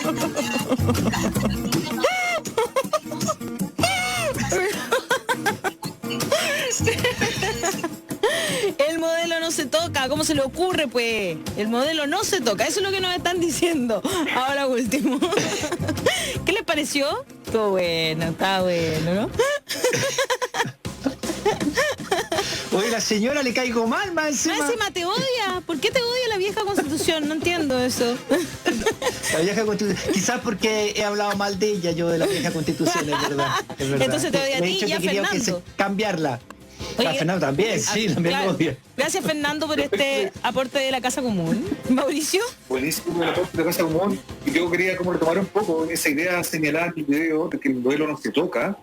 Claro, no solo el modelo no se toca, sino que además, así por lo visto en la última hora, Fernando se defiende con dientes y uñas, ¿no? Porque hay algo más. No es como, no sé, yo soy futbolero cabrón chico, como sobre la Copa Libertadores se mira y no se toca. Efectivamente, claro, eso era algo que tiene que tocar. Lo distinto de esta cuestión, que se protege, que tiene redes, ¿para qué asoman? Yo creo que se ha sincerado un poco la política en el último tiempo también, ¿ah? Cuando asoma un poco sensatez, se quiebran pactos o alianzas que son instrumentales y que no están sustentadas en la convicción ideológica, hacia la izquierda, hacia la derecha, pero sobre todo respecto del modelo, como si se hablara de algo abstracto, es algo que se defiende, que se cuida y que tiene fuerza para defenderse, ¿no? Respecto de lo mismo, ¿no habría que actualizar que sea el concepto? No solo el modelo no se toca, sino cómo hacer para que el modelo efectivamente se cambie. Antes que te responda Fernando, solo quiero darle las gracias a Javier Manríquez, que es el ideólogo de todo esto, ¿no es cierto?, el que está detrás, un cabre muy inteligente que está ahí siendo muy agudo, y esperamos que poder tener este tipo de cositas siempre los viernes para generar la misma discusión, pero también con unas ventanas de diversión también. Fernando, respóndele a Mauricio nomás. Sí, pero también, gracias, pero también sumarme al agradecimiento a Javier Manrique, gran valor de la comedia chilena. ¿No es cierto? Tremendo, se pasó. Escritor, guionista. Sí, exacto. Comediante. Él estuvo también involucrado en el video que también de la Casa Común hicimos el año pasado, ¿se acuerdan? El de Daniel Alcaíno. Ah, el de Daniel Alcaíno también me acuerdo, que era un diablo. Que era un diablo, sí. Que molestó tanto al gerente de la asociación de AFP. Sí. Era un diablo, muy bueno. Y también el de la Javiera Contador con la Constitución, ¿no? Sí, también. El constitucionario era, el constitucionalate. Eso, el constitucionalate, sí. Ese también está muy bueno. Sí. No, ahora, lo que decía Mauricio, yo le encuentro toda la razón. Y la verdad es que a mí me resulta a veces la preocupación por defender el modelo es tan explícita y deshecha, o sea, y tan indiferente a las consecuencias que para los mismos que la hacen tiene, que es insólita. O sea, el mejor ejemplo es este veto a la ley que prohíbe el corte de los suministros de los servicios básicos. Nótese, es una ley que no condona ninguna deuda. No es que las personas dejen de deber pagar los consumos. Lo único que hace es restringe las posibilidades de las empresas de cobrar esas deudas, eliminando una posibilidad, que es el corte de servicio. Es cosa de pensar qué significa estar en cuarentena sin electricidad, o sin agua, o sin gas. O sea, es como de sentido común. Se despacha por el Congreso esta ley. El presidente, constitucionalmente, en todos los casos, tiene 30 días para promulgar o vetar un proyecto de ley despachado por el Congreso. En la presidencia podría haber mostrado alguna preocupación, ya no digamos aprobando el proyecto, eso sería mucho pedir, pero vetándolo al tercer día, ¿no? Con eso estarían diciendo, nos interesa el veto, etcétera, para personas tales y cuales, ahí podrían armar su discurso, pero también vemos que aquí está una medida urgente y entonces nos estamos acelerando nuestro esfuerzo para que esto salga lo más rápido posible del modo en que ellos quieran. Ese es otro tema, ¿no? Pero en vez de eso, se demoran casi los 30 días que tienen para vetar. Entonces es como decirle al público en general, nos importa, no voy a decir, bueno, o sea, voy a tener que hablar con hay ciertas limitaciones, ¿no? Pero nos importa nada. O sea, nos es totalmente indiferente la situación en la cual se encuentran las personas a las cuales este proyecto quiere. Entonces, a mí me sorprende, como te digo, ya a esta altura, no me sorprende que este gobierno defienda el modelo, ¿no? O sea, yo creo que ya es hora que empecemos a ver esto como un gobierno que defiende ciertos intereses de clase.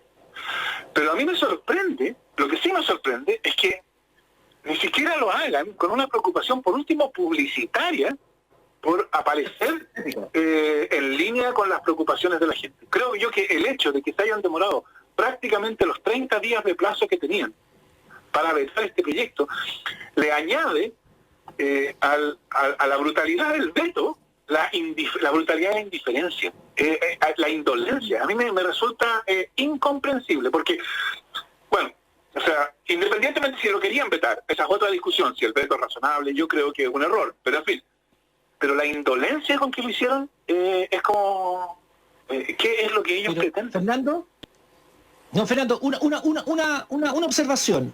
Para publicar la ley 21.232, que modificaba la 21.227, y me dice, ¿qué está hablando este señor? La ley de protección del empleo tenía algunos errores. Entonces la Cámara y el Senado rápidamente le cambiaron estos errores. Hicieron, por ejemplo, las personas que estaban con fuero no podían ser suspendidas. Por ejemplo, aquellos que suspendían no podían sacar utilidades. Entonces se hizo un cambio rápidamente. Se demoró más de 25 días en promulgar y publicar esa ley. En el mismo sentido, la 21.232 que modificaba, se demoró más de 25 días hacia el borde de caer fuera de la legalidad. ¿Por qué? Porque beneficiaba a los trabajadores. Es lo mismo. O sea, es que es increíble, porque da la impresión de que estuvieran toreando a la gente. Claro. Sí, seguro. Sin ninguna consideración estética de cómo se ve. A mí eso me sorprende también, Fernando. Yo lo decíamos un rato cuando estábamos hablando, ni siquiera por cálculo político, ni siquiera por una cosa de que se vea bien públicamente. Tienen la salvedad de poder mostrarse como al menos en sintonía o alineados con la gente. Por eso es que la pregunta es, yo creo que esto solo refleja un poco lo que te decía hace un rato, como que el modelo no solo no se toca, sino que el modelo se defiende con diente y uña. Y a mí eso me preocupa, porque siento que en realidad las redes de poder se han hecho muy evidentes en el último tiempo, al menos la clase política, que es muy claro quiénes están y dónde están sus intereses y quiénes son sus verdaderos patrones. A mí la carta de Pablo Longueira, que le mandó a los militantes de la UDI un día antes de la votación, era una carta que, más allá de lo anecdótico, que sea un diputado que está dando clases de rectitud o de la diferencia entre ser popular y ser una persona recta frente a la opinión pública, más allá de eso, que es insólito en un país como este, que alguien puede tener ese nivel de exposición todavía, como Longueira, digo, lo que les dice ahí, lo que les recuerda a su correligionario es, ojo, no olviden para quiénes gobernamos, no olviden para quiénes estamos votando, no olviden por qué son parte de la UDI. Yo encuentro que tiene un nivel de poco pudor esa carta, que es muy elocuente lo que te estoy diciendo, que en el fondo es, el modelo se cuida, y se cuida con diente y uña, tiene mucha fuerza todavía, ¿no? Totalmente. De hecho, yo creo que hay algo bien importante en eso que tú has dicho, que es que las cosas, la situación obliga a que las cosas se hagan explícitas. El problema es que cuando se hacen explícitas, se queman. O sea, el hecho de que se tengan que hacer explícitas muestra que estamos en las últimas, por así decirlo. Y yo creo que uno puede mirar los 30 años pasados y ver que hay ciertos momentos, ¿no? O sea, el modelo está protegido por la Constitución, pero yo creo que los primeros 15 años, por así decirlo, para hablar en grueso, ¿no? Los primeros 15 años de la transición, eso no se notó, eso no se hizo explícito. Entonces, la crítica habitual, que yo creo que en buena parte es correcta, que se hace a la concertación de que administró el modelo, lo que quiere decir es, se sometieron dócilmente a todas esas neutralizaciones que contenía la Constitución. Y entonces, el hecho de que el modelo se defendía a brazo partido no era explícito. Claro. No, estaba oculto, porque la política democrática estaba amarrada, pero esa política democrática, la institucional, no pretendía hacer movimientos que hicieran sentir que estaba amarrada. Entonces no se notaba que estaba amarrada. Es como si yo estuviera amarrado en una situación en que no me muevo, no me doy cuenta. Yo creo que el punto final de esa lógica fue la reforma constitucional de 2005, lo que iba a ser la nueva Constitución. Y el desengaño con la nueva Constitución fue el darse cuenta de que estábamos amarrados, de que la política democrática estaba amarrada. Y entonces el segundo momento, yo creo que es el momento que viene desde entonces hasta el gobierno de Michelle Bachelet, que es el intento de avanzar. No es el intento de la política institucional, el intento de la sociedad, ¿no? Y que se encontraba con una política institucional que primero era indiferente, y después, y aquí yo entiendo que hay distintos juicios sobre el tema, pero que con el gobierno de Bachelet II trató de avanzar en esa dirección. Así es. ¿Qué es lo que nos enseñó? ¿Qué es lo que le enseñó a la Gallada el gobierno de Bachelet II? Lo que le enseñó es que esta política institucional no permite cambios significativos al modelo. Porque fíjense ustedes, al principio del gobierno de Bachelet II estaban dentro de lo que uno puede pedirlo, todas las condiciones. Bachelet había tomado estas demandas del movimiento social. El movimiento social ya había aprendido que no podía apoyarla directamente, porque ya había aprendido que no tenía nada que esperar de la política institucional, pero las demandas estaban ahí y estaban en el centro del programa. Ganó la elección presidencial con más del 60%, ganó mayoría en ambas cámaras del Congreso. Entonces uno habría dicho al principio, ahora sí, esta la podemos hacer. Y eso terminó, bueno, de nuevo, aquí hay distintas opiniones. Yo creo que terminó en fracaso en el proceso constituyente y en un avance, pero parcial, en la materia educacional. Sí. Entonces, al final del gobierno de Bachelet, ¿cuál es el resumen? El resumen es, ni en las mejores condiciones esta política institucional puede hacerlo. Y entonces lo que ocurrió es, por supuesto, la derecha interpretó el triunfo de Piñera, después de Bachelet 2, como una ratificación popular al modelo neoliberal. Y en eso se equivocaron en 180 grados. ¿no? Es cosa de recordar lo que estábamos discutiendo antes, yo les mencionaba lo de la AFP, pero recordar lo que estábamos discutiendo antes del 18 de octubre. Además de lo del 4%, estábamos discutiendo flexibilización laboral, estábamos discutiendo rebaja de impuestos para los más ricos, estábamos discutiendo reposición de las elecciones en las escuelas. O sea, era volver atrás. Y eso llevó al estallido. Entonces, el estallido lo que significa es por así decirlo, el desahucio completo de la política institucional. La política institucional no sirve. La transformación la va a tener que hacer el pueblo movilizado. Eso fue lo que significó el 18 de octubre. Y eso es lo que se abrió, esa oportunidad se abrió con el proceso constituyente, que es lo que hoy día es necesario defender, creo yo, totalmente, porque las mismas fuerzas que defienden el modelo están haciendo lo posible por evitar el proceso constituyente. ¿No? El mismo Longueira sugería que no hubiera plebiscito, ¿no? Alamán sugería que no hubiera convención constitucional. Antes el presidente había dicho que la situación económica podía ser tal que mejor no hacer el plebiscito. O sea, tal cual. Eso es lo que yo creo que hoy día debe unir a todos los que creemos en la importancia de una transformación. Hay que defender el plebiscito y el proceso constituyente. No quiero que nos vayamos sin preguntarte esto, Fernando, porque he escuchado muchos comentarios. Voy a leerlo desde Carlos Larraín, porque me parece que lo decía Daniel, no sé a qué se refiere, yo ya lo he leído mucho.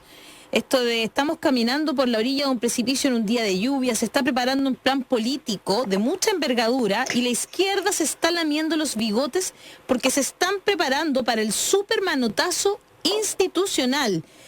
Por ahí creo que habla Fernando de... Atria, está detrás ahí.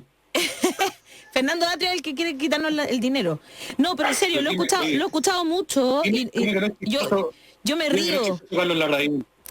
Por eso yo me río de Carlos Larraín, pero me río un poco nomás, porque después lo escucho de otras personas también y lo leo por ahí, que la izquierda lo que quiere es quedarse con estos millones de las AFP y apropiárselos para expropiárselos a las personas, cuando yo no he leído nada de eso en el proyecto, pero me gustaría que tú respondieras a eso, Fernando, a esta conspiración bolchevique, cubano-venezolana. Tú eres parte de la conspiración, Fernando. Claro. Sí, de hecho tengo que irme porque tengo una reunión luego de los conspiradores. No, yo creo que Alejandra tiene razón. Yo creo que a Carlos Larraín hay que escucharlo, pero no por la sapiencia de lo que dice. Hay que escucharlo porque por Carlos Larraín habla una derecha que es fundamentalmente fáctica, lo demás no le importa mucho, es la vieja derecha que... Entonces hay que escucharlo. Ahora, yo creo que eso simplemente son las tonteras que se han... Mira, Hannah Arendt comentando lo que se llamó los papeles del Pentágono, que fueron unos documentos secretos del ejército norteamericano durante Vietnam, que se hicieron conocidos a fines de los 60, que mostraban dos cosas. Primero, mostraban que el ejército norteamericano había mentido sobre la situación de la guerra en Vietnam, y la segunda cosa que mostraban era que el ejército norteamericano había basado sus decisiones estratégicas sobre sus propias mentiras. Es decir, que sus mentiras los habían convencido ellos mismos. Y Allen reflexiona sobre este hecho, ¿no? Que es común, que a veces que las mentiras convenzan a quienes las hacen, que al final terminan creyendo sus propias mentiras. Y yo creo que en el caso de la derecha chilena, ellos han inventado todo esto de Chilezuela, pero ¿sabes lo que yo creo? Yo creo que a estas alturas se lo creen. O sea, al principio era una mentira, porque era evidente que Guillén no era Chávez. O sea, por favor, ¿no? O sea, era evidente que el triunfo de Guillén no era Chilezuela. Entonces, al principio era una mentira publicitaria, pero yo creo que de tanto repetírselo, se lo terminan creyendo. O sea, yo creo que ellos genuinamente creen que nosotros vamos a eso. Que por lo demás, es lo mismo que pasó para el plebiscito de 1988. Los que tengan la edad suficiente recordarán. No quiero hacer ninguna hipótesis respecto de las de ustedes. No, pero yo sí me acuerdo. Tenía 13 años y me acuerdo igual. Una de las cuestiones notables, o sea, más dignas de ser notadas, quiero decir, es que a pesar de todo esto que se ha dicho, que los últimos 30 años Chile ha cambiado totalmente, etcétera, cuando nos enfrentamos al plebiscito es igual. No, o sea, es la misma campaña del terror. Claro, no era Venezuela el 88, era la Unión Soviética, pero cambian los personajes, es lo mismo. Y yo creo que lo de Carlos Larraín también. De lo que se trata, la discusión sobre seguridad social que Chile va a seguir teniendo un sistema que es este sistema que José Piñera ideó en la Universidad de Chicago y que trajo a Chile sin preguntarse cuáles eran las condiciones de la economía chilena, cuáles eran, para decirlo en sus palabras, los caminos en los cuales iba a recorrer, iba a andar este Mercedes-Benz. Nunca se preguntó si calzaba o no con Chile, o vamos a tener un sistema de pensiones más parecido a prácticamente todo el mundo civilizado. O sea, y que esa pregunta, esa disyuntiva, sea planteada en términos de manotazo institucional, de caminar al borde del precipicio, o sea, solo demuestra la distorsión de la derecha, que o está puramente manipulando, o, como es más probable, se han terminado de creer todas sus mentiras y su propaganda. Sí, yo hoy día en la mañana conversaba con unas amigas justo de eso, es loco. Seguirán actuando igual porque están convencidos de que lo están haciendo bien. ¿Creerán que lo están haciendo bien realmente? Te juro que yo a veces me lo cuestiono. ¿Qué es lo que hace que sigan e insistan? O sea, ponerle el veto a esa ley de no suspensión de los... ¿Sí? Perdona, pero yo también pensaba, independiente de eso, otra de las cosas que me quedó dando vuelta a partir de la votación de un par de días, y quizá Fernando puede hacer un último breve apunte, da la impresión de que esto también simbólicamente rearticuló a la oposición, ¿no? Yo tengo la sensación de que la oposición, que estaba un poco carente de causas, y que derechamente con la brújula bien perdida, en disputas bien menores como la votación de la diputada PPD, por estas disputas medias personales, todo muy qué feo muy, eso. Muy penca, sí. ¿No? Pareciera que se recuperó cierto, no te voy a decir épica porque voy a ser demasiado entusiasmo, pero al menos cierto orden, cierta mirada, cierta sensación de bloque. ¿Tú lo viste igual o no, Fernando?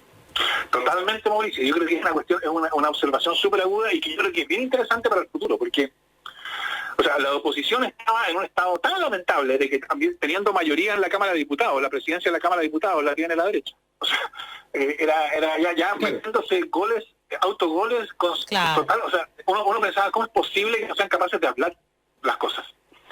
Exacto. Y esto produjo ordenamiento. Y eso eso deja una enseñanza. Y es que el ordenamiento de la oposición no va a venir por sus tratativas o negociaciones parlamentarias. No son sus conversaciones en el Parlamento. Ese ordenamiento no se produce en el Parlamento. Ese ordenamiento se produce en la medida en que la política que ocurre en el Parlamento, la política institucional, se deja interpelar por la sociedad. Cuando eso pasa, como desde la sociedad lo que viene es una demanda reconocible, cuando la política se deja interpelar, entonces esa demanda lo que produce es al nivel institucional ordenamiento. ¿Qué fue lo que pasó el martes? El ordenamiento vino desde afuera. No es que, o sea, lo que pasó el martes no es que se juntaron todos los jefes de bancada y dijeron, ya cabros, pongámonos de acuerdo. Eso ya sabíamos que una y otra vez era fútil. Lo que pasó el martes es que, por distintas razones, en algunos casos por convicción, en otros casos por cálculos electorales, está bien, así funciona la democracia, ¿no? Por distintas razones, la política institucional, en algo que no había pasado, o sea, que no había pasado antes, porque antes esto era calificado como demagogia, populismo, etcétera, ¿no? Pero la política institucional se dejó interpelar por la sociedad. Por eso yo creo que, esta idea de que el martes fue un triunfo del pueblo es totalmente correcta. El triunfo es ese. La política institucional, o sea, la sociedad al fin logró que la política institucional se dejara interpelar. 1. Y 2, el efecto que tuvo eso, en términos de la política institucional, es al dejarse interpelar, se ordena. Y eso, eso yo creo que también es una indicación de cómo hacerlo para lo que viene. Ay, qué interesante todo lo que estamos conversando esta mañana, ¿verdad? Estamos esperando también al alcalde Jorge Chap, que se va a unir a esta conversación, que yo sé que hay varias personas que la están esperando y por eso lo anuncio, están en la parte técnica todavía, así que en cualquier momento nos conectamos con él, pero me parece que partimos conversando como más chiquitito de lo de la AFP, pero como que esas finalmente son este ejemplo del que tú hablabas, Fernando, que como que en la pandemia se nos ha enrostrado esta defensa de ese modelo a todo, que no tiene lógica, que a ojos nuestros no tiene sentido común. Si eso es lo que pasa al final. Es como que uno dice, ¿cómo es posible que un gobierno que se supone que está velando por el bien de todos los chilenos y chilenas, de todas las personas, en realidad de todas las personas que viven en nuestro territorio, la verdad que eso, cuando uno escucha que le ponen un veto a una ley tan necesaria como que no te suspendan los servicios básicos, me parece que es como un decirte, ¿sabes qué? Aquí vamos a defender el modelo con uñas, dientes, lo que haga falta, porque... Yo sumado a eso, y antes que conteste Fernando, es sumado un poco lo que decía Hassan Akran, ¿no? Exacto. Él decía, y me ha convencido de eso, bueno, por la sapiencia que tiene, pero también... Él acuñó una frase que no es de él, pero que él la repite mucho, que dice, déjame buscarla, porque en el fondo decía que las crisis es la nodriza de los grandes cambios. ¿Ah? La crisis es la nodriza de los grandes cambios, decía Hassan. ¿Y por qué lo decía? Porque en el fondo dice que los grandes cambios en Europa vinieron después de la Segunda Guerra Mundial, en crisis. No cuando hay grandes discusiones en el Parlamento y entonces entran las grandes corporaciones con sus lucas y empiezan a conversarte y entonces el lobby, la cosa, sino que ahora estamos en una crisis y hay que tomar decisiones en favor de las personas y eso implica que hay que actuar. A propósito de dicho, hay uno gringo que es muy bueno, perdón, aquí solo quiero para que lo compartamos con Fernando, they close the stable door before the horse has bolted, que es como cierran la puerta del establo después de que los caballos ya salieron. En este caso, luego Fernando, eso es. Los caballos ya salieron, viejo. Entonces, claro, van a ser lo más desesperadamente rápidamente que pueda, digamos, cerrar las puertas del establo, pero esto ya comenzó, esto ya partió, desconocerlo, que los caballos ya están corriendo por la pradera, en no entender el problema, ¿no, Fernando?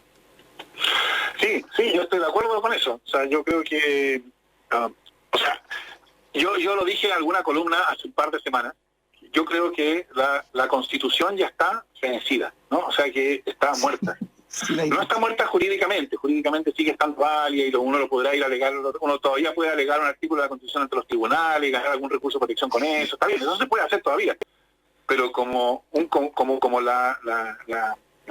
los estándares que definen la conducta política e institucional, ya la Constitución ya dejó de tener fuerza, ¿no? Y lo que mejor demuestra esto es que, pese a todos sus reclamos, ni el presidente de la República ni los parlamentarios de derecha han ido al Tribunal Constitucional en contra de todos estos proyectos que ellos llaman inconstitucionales, a pesar de que ellos saben de que lo probable, dada la composición del Tribunal Constitucional, es que si van al Tribunal Constitucional, ganen. O sea, en esa situación ellos prefieren seguir reclamando sobre la inconstitucionalidad de lo que hace la oposición en vez de actuar. ¿Por qué? Porque saben que el costo ante la sociedad de salir en defensa de la Constitución es hoy día impagable. Y cuando ya nadie puede defender la Constitución, porque el costo de hacerlo es impagable, incluso por quienes se supone que la defienden, es que ya los caballos salieron del establo, ¿no? Y entonces que aquí hay un proceso político que adquiere una dinámica distinta, y parte de esa dinámica es la redefinición, creo yo, de la política que ocurrió el martes, porque no hemos hablado de otra dimensión del martes, ¿no? El martes se acabó el gobierno, o sea, en términos de un gobierno que tiene una agenda, o sea, va a seguir habiendo ministro de deportes, por supuesto, ¿no? Y ese tipo de cosas van a seguir pasando. Justo ella. Pero en términos de un gobierno que tiene algún control sobre la agenda y que tiene alguna visión sobre lo que está haciendo, se acabó. O sea, el senador Moreira le dijo que, bueno, se acabó la incondicionalidad de la UDI, la incondicionalidad, no, o sea, yo creo que el gobierno se acabó, y eso es parte de esa de esa nueva dinámica política que hace, creo yo, más importante que tengamos una constitución, y para eso necesitamos una nueva, porque ya la vieja feneció. Y respecto a lo que decía Daniel, es verdad esto de que las crisis son la partera de los cambios, es verdad. Pero yo creo que una de las cosas que explica a nivel global, no solo chileno, la situación actual, esta situación como de conciencia de que esto no da para más, pero falta de claridad respecto de qué alternativa existe, es que la última crisis grande a nivel global, que fue la crisis subprime, la del 2008, no produjo ese efecto. O sea, uno habría esperado que esa crisis hubiera impugnado al neoliberalismo, y lo que tuvimos después de esa crisis fue más neoliberalismo. Entonces, esa fue una crisis especial, que no tuvo el efecto habitual que tienen las crisis. Yo creo que ese efecto que debía haber tenido la crisis del 2008, lo va a terminar produciendo la pandemia. Ahora sí va a ser necesario algún cambio. Y claro, yo creo que la situación actual tiene una diferencia respecto de todos los casos anteriores, y es, en otros casos había, por así decirlo, una alternativa esperando en la banca, ¿no? Había una opción alternativa al neoliberalismo, o al modelo entonces en boga. Hoy día es mucho menos claro, y eso, digo, a nivel global, y eso aumenta la incerteza. Pero yo creo que lo que estamos viviendo, o sea, ya esto ya se ha convertido en un lugar común, ¿no? Que lo que estamos viviendo es un cambio de época, o sea, que es mucho más profundo que una crisis puntual. Aquí algo grande está naciendo. Exacto, en la década de los 20. Claro, en la década de los 20, la nueva década de los 20. Y no es chiste, ¿eh? Se tomó 40 años más de lo que pensaban los prisioneros, pero llegó. Claro. Un paradigma distinto. Ahora, yo espero lo sí hay mismo, un cambio en la crisis subprime. Mira lo que te voy a decir. Con la crisis subprime, los países de Europa Oriental, como Rusia, Eslovaquia, Letonia, Lituania, Hungría, Croacia, Macedonia, Polonia, Kazajistán, República Checa, sí revirtieron el sistema de AFP, pues. Exacto. Sí. En la crisis subprime se revirtió, porque ellos mismos descubrieron que la volatilidad de los ahorros individuales que les había ido a vender Piñera a Pepe, después que ellos salieron, que cayó el muro de Berlín, digamos que se terminó todo el sistema, allá fue Pepe Piñera a vender, ganó mucha plata, les vendió el sistema, y cuando vino la crisis subprime, todos esos países que yo mencioné dijeron, no, esto no funciona, hay que revertirlo. Y lo hicieron ahí, entre el 2008 y el 2012. De hecho, en los años, 30 años anteriores a eso, algo así como 30 o 35 países habían recorrido el camino hacia sistemas de capitalización individual. Hoy día, la mayoría, no todos, pero la mayoría de esos países vienen de vuelta. Chile 18, no puede. Chile 18. No. Es que hay un informe de la OIT. Hay un informe de la OIT que me mandé, ahí me leí. Eran 30 los que fueron para allá, 18 ya volvieron y otros están pensando volver. Claro, exacto. Oye, bueno, son las cosas que estamos conversando esta mañana y que son lo que está detrás de toda esta campaña del terror también que están comenzando a hacer sobre las AFP. Las cartitas. Sí, pues las cartas, o sea, la campaña del terror en televisión también. Entiendo que, Mauricio, ¿tienes que salir un rato? Sí, tengo una emergencia doméstica con mi hija de 3 años. Vaya nomás. Sí, la niña es más importante que el aire. Yo sé que el aire es sagrado, pero la niña de es pandemia, más... la domesticidad irrumpe. Exacto. Los niños primero, no aquí sí. Vaya nomás. Aquí... Los niños primero aquí sí, y no lo digo por cualquier cosa, lo digo por porque de verdad... Mauricio no es de Bópoli. Exacto. No, lo digo porque... No, pero no te preocupes. Mauricio sale, entra Fernando Archi y se queda permanentemente. No, mira que Mauricio, conociéndolo, se la va a creer. Fernando, tú tienes que ir a una reunión, no sé si te estamos alargando mucho. No, esa reunión de conspiración sobre la conspiración de Villarreal, ya logré cambiarla, no te preocupes. Muy bien. No, yo, ¿sabes por qué lo comentaba? Porque la Defensoría de la Niñez lamenta otro veto. Es que a eso quiero ir. Yo no sé si yo estoy loca o qué, pero no había escuchado tantos vetos seguidos. Lamenta el veto presidencial a la ley de garantías. Chile es el único país de Latinoamérica que no cuenta con esta ley. Se refiere a la ley de garantías de la niñez. Entonces como que... a ponerle el veto. Le pusieron veto, ya se lo pusieron. Le pusieron veto. La falta de este marco legal, dice Patricia Muñoz, solo perjudica las posibilidades de atender y proteger de manera efectiva a los niños, niñas y adolescentes que viven en Chile. Esta era una idea que había nacido y había sido aprobada aprobada ya en el Congreso y que es previa a la nueva institucionalidad que quieren crear alternativa al Sename. Pero Claro. sin esto es nuevamente, como decía Mauricio, dejar que los caballos se arranquen y cerrar la puerta después. Porque esto ya había pasado y ya habían dicho, lo habíamos conversado, ¿te acuerdas?, con la diputada Natalia Castillo, que sin esta institucionalidad no tiene mucho sentido lo que van a aprobar, porque es finalmente entregarle plata a los mismos centros que ya están, ¿no es cierto?, recibiendo Y a dinero y que ya privados, lo hicieron mal. entregarle plata a privados. Centros privados que ya lo hicieron mal y lo van a seguir haciendo, no sé por qué lo van a hacer bien ahora. Entonces, de verdad es que bien este veto a lo mejor ha pasado más piola porque no tiene que ver con las necesidades inmediatas de la gente, pero si pensamos en nuestros niños, esto es bien fuerte. ¿Tenemos a Jorge Sharp? ¿Lo tenemos ya? Es que no lo sé. ¿Sí? ¿Lo tenemos, Antonella? Sí, me está haciendo con el dedito así. Me imagino que está al teléfono. Quedémonos mientras los tres. Te invito también, Fernando, le puedes hacer las preguntas que quieras al alcalde Jorge Sharp de Valparaíso, que está esta mañana con nosotros. Bienvenido, Jorge, a La Voz de los que Sobran. Hola, Ale, qué gusto escucharte. Buenos días, saludos también a Daniel y a Fernando. Tuvimos hartos problemas para conectarnos, pero ya estamos, que es lo importante. Y entremos en materia de inmediato. Yo estaba contando lo del veto, pero entremos en materia de inmediato porque, Jorge, alcalde, usted propuso al presidente Piñera una política alimentaria nacional en pandemia, lo que me parece muy interesante. Hoy día en la mañana escuché que iban a volver a entregar cajas de alimentos, etcétera, y esto es una alternativa viable y me parece bastante más eficiente, por decirlo de alguna manera. Sí, Ale, el problema de la alimentación no se escucha bien, yo no escucho bien. ¿Se escucha bien? Sí, se escucha bien. Nosotros estamos escuchando bien, Daniel. Ya. Yo también los escucho bien. Ya. Estamos bien. No, decía que el problema de la alimentación no se resuelve con la entrega de una caja de alimentos por una sola vez. Hay dos líneas de acción que a mi juicio permitirían sostener una política de alimentación sostenible en el tiempo.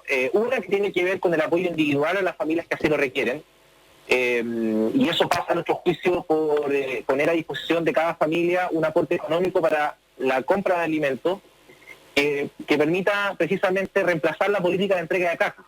Entregar cajas de alimentos es una política cara y poco eficiente y que genera mucho conflicto en el territorio. Nosotros hoy día acabamos de entregar la última caja que puso a disposición el gobierno, 71.046 cajas entregamos en casi un mes.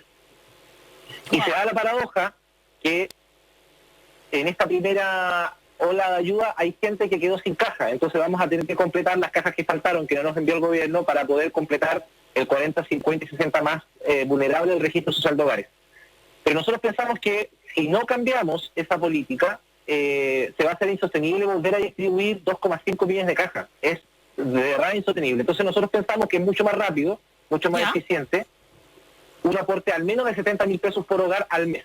En Valparaíso, esa política, si consideramos el 40, el 50 y el 60 del social de hogares, sale al mes 5.000 millones de pesos. Ya. Si uno lo proyecta a diciembre, son 25.000 millones de pesos. Perfecto. Y la otra línea política de alimentación que nosotros proponemos es un apoyo decidido y claro hacia las iniciativas de alimentación comunitaria que existen en todo Chile, que son las ollas comunes.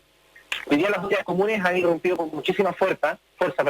En Valparaíso al menos hay 123 ollas comunes que están vinculadas, trabajando con la municipalidad en distintos niveles, pero están presentes en todo el territorio. 123 ollas comunes solo en Valparaíso.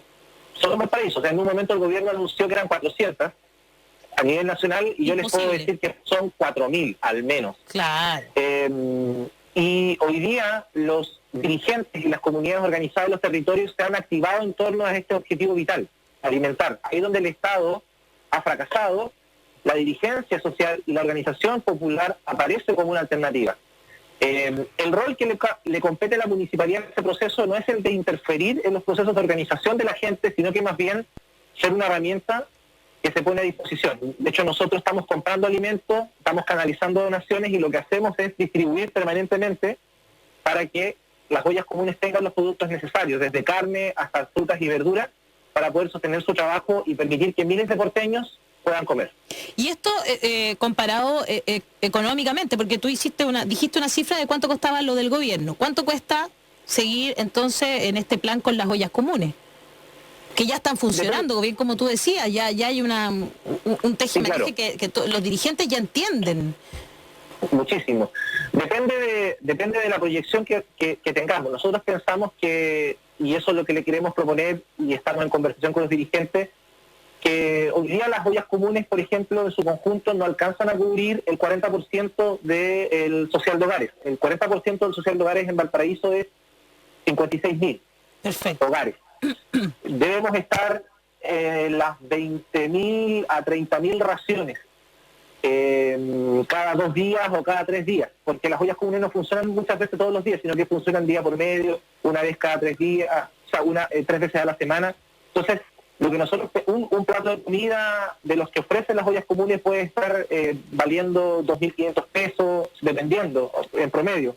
Entonces, evidentemente desde la perspectiva económica es eficiente, pero también de la logística, creo yo, exactamente, porque además los dirigentes saben y conocen su territorio. Claro. Entonces hoy día la política de Estado no ve eso.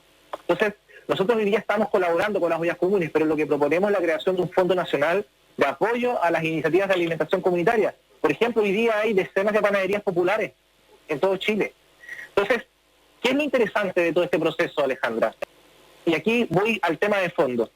Cuando una sociedad, cuando una comunidad se pregunta por qué no puede comer, por qué no puede acceder a una salud digna, por qué no puede acceder a un sistema de pensiones decentes, al final está frente a la pregunta del modelo, está frente a la pregunta de cómo se organiza la sociedad.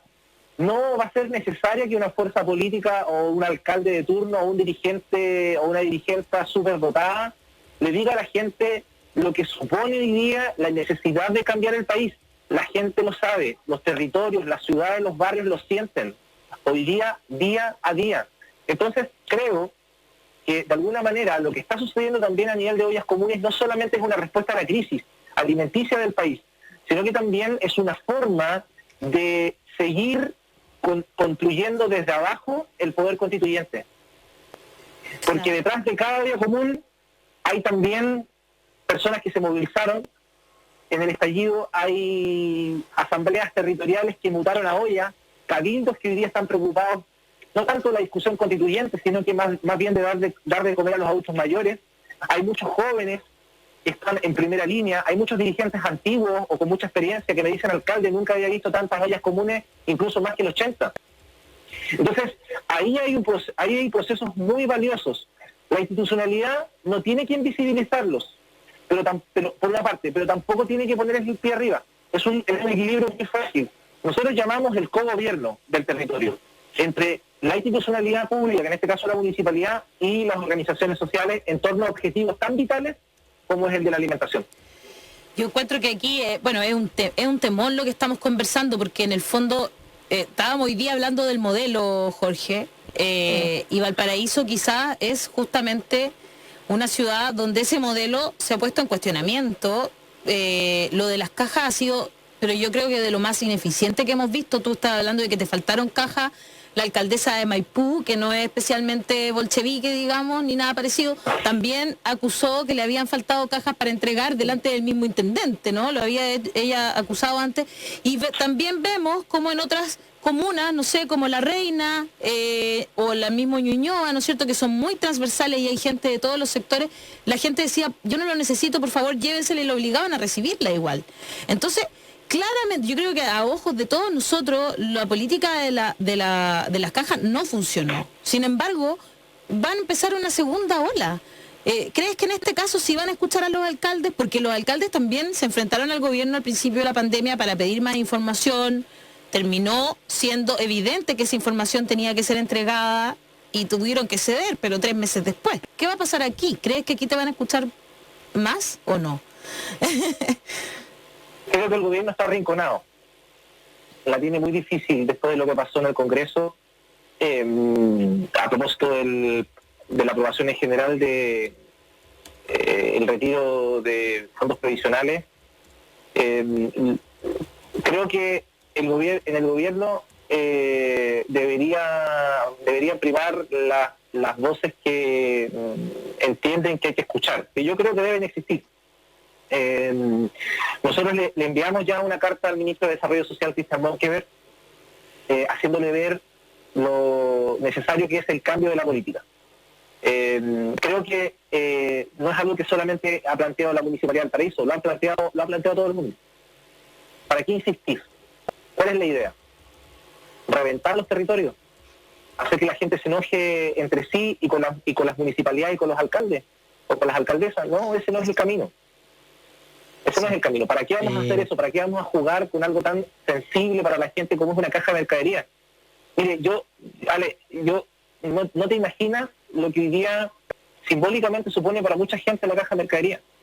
Es algo realmente que uno tiene que escuchar. Yo no estoy de acuerdo con distribuir cajas de mercadería, pero aún así tengo la obligación como alcalde responsablemente de tener que comprar más cajas porque hubo vecinos a los que les faltaron. Claro. Y mire, la cuestión ideológica y la cuestión política que supone eso tendrá que quizás tomar un lugar, pero hoy día la necesidad es muy grande. Entonces ya se instaló la necesidad del territorio de que todos tienen que recibir una caja y tenemos que cumplir a la gente. Por supuesto. Y yo me pongo en el lugar de la gente y bueno, por eso digo que lo que le corresponde nomás. Claro. Exactamente. En un segundo nivel de ayuda, en una segunda oleada de ayuda en materia de alimentación, la política tiene que cambiar. Tiene que cambiar. Totalmente. Fernando. Chile no puede ser una pulpería, ¿no? Fernando, Daniel, ¿quieren preguntar algo? La política de entrega de cajas es como entender a Chile como una pulpería, ¿no? Claro. Con fichas, en este caso cajas en vez de fichas. Exactamente, eso está muy mal porque es una burla a la gente. Fernando o Daniel, ¿querían preguntar algo? ¿Que lo escuchaba ahí hablando detrás? Nosotros estábamos hablando antes hola, sí. Jorge, de actitudes o decisiones o acciones del gobierno que son incomprensibles, ¿no? El ejemplo que estábamos conversando es que para vetar este proyecto sobre corte de suministros esperaron casi los 30 días de plazo que tienen, o sea, mostrando una indolencia, o sea, sin entrar siquiera al tema de si se justifica o no se justifica el veto, ¿no? Esa ya es otra discusión, pero incluso si uno asume que se justifica el veto, ¿por qué no lo vetaron al segundo día? Mostrando su preocupación porque esto se soluciona rápido. Y yo creo que la política de las cajas está al mismo nivel, ¿no? La verdad es que obliga a los municipios a distraer sus recursos humanos y materiales en la distribución de las cajas. Supongo que eso no es gratis para los municipios, ni mucho menos, en un momento en que esos recursos de los municipios están tensionados, supongo yo. Imagino, no sé si tú has visto qué ha pasado recién en Valparaíso, pero yo supondría que tiene un impacto muy grande en los comercios de barrio, en los pequeños almacenes, porque la gente entonces ya... Entonces, uno diría, desde cualquier punto de vista, hacer transferencias o alguna otra modo, como el que tú estás diciendo, Jorge, es mejor que el de las cajas. Entonces, incluso asumiéndolo todo, queda la pregunta de cuál es la racionalidad que hay, no solo en haber pensado en las cajas, sino además, después de todo, ir por una segunda vuelta. La verdad es que a mí me resulta incomprensible. Yo no sé, pues claro, una explicación es para poder poner una carta del presidente. Pero vale la pena a esta altura. A mí me resulta, incluso desde el punto de vista del gobierno, incomprensible la racionalidad con la cual están actuando en esta materia. No sé, Jorge, tú tienes alguna interpretación de lo que está pasando. ¿De qué significa esto? Estoy de acuerdo con tus afirmaciones, Fernando. Es que las políticas sociales del neoliberalismo no son razonables. No son razonables. Y la entrega de cajas de mercadería es una política focalizada para un segmento muy específico de personas que están pasando por un momento de hambruna. Y el gobierno lo que optó es a convertir esa política focalizada, asistencial, en una política universal. Exacto. Y cuando tú haces ese cambio, te encuentras con los límites de esa política. La cantidad de problemas que hemos tenido son propios de una decisión que el Estado de Chile no tiene capacidad para implementarla. Ningún municipio, quizás, no sé, Las Condes, Vitacura puede ser, pero ningún municipio ha estado exento de dificultades, algunos más, algunos menos. Imagínense, nosotros distribuimos en 32 días 71.046 cajas en una ciudad tan compleja geográficamente como Valparaíso.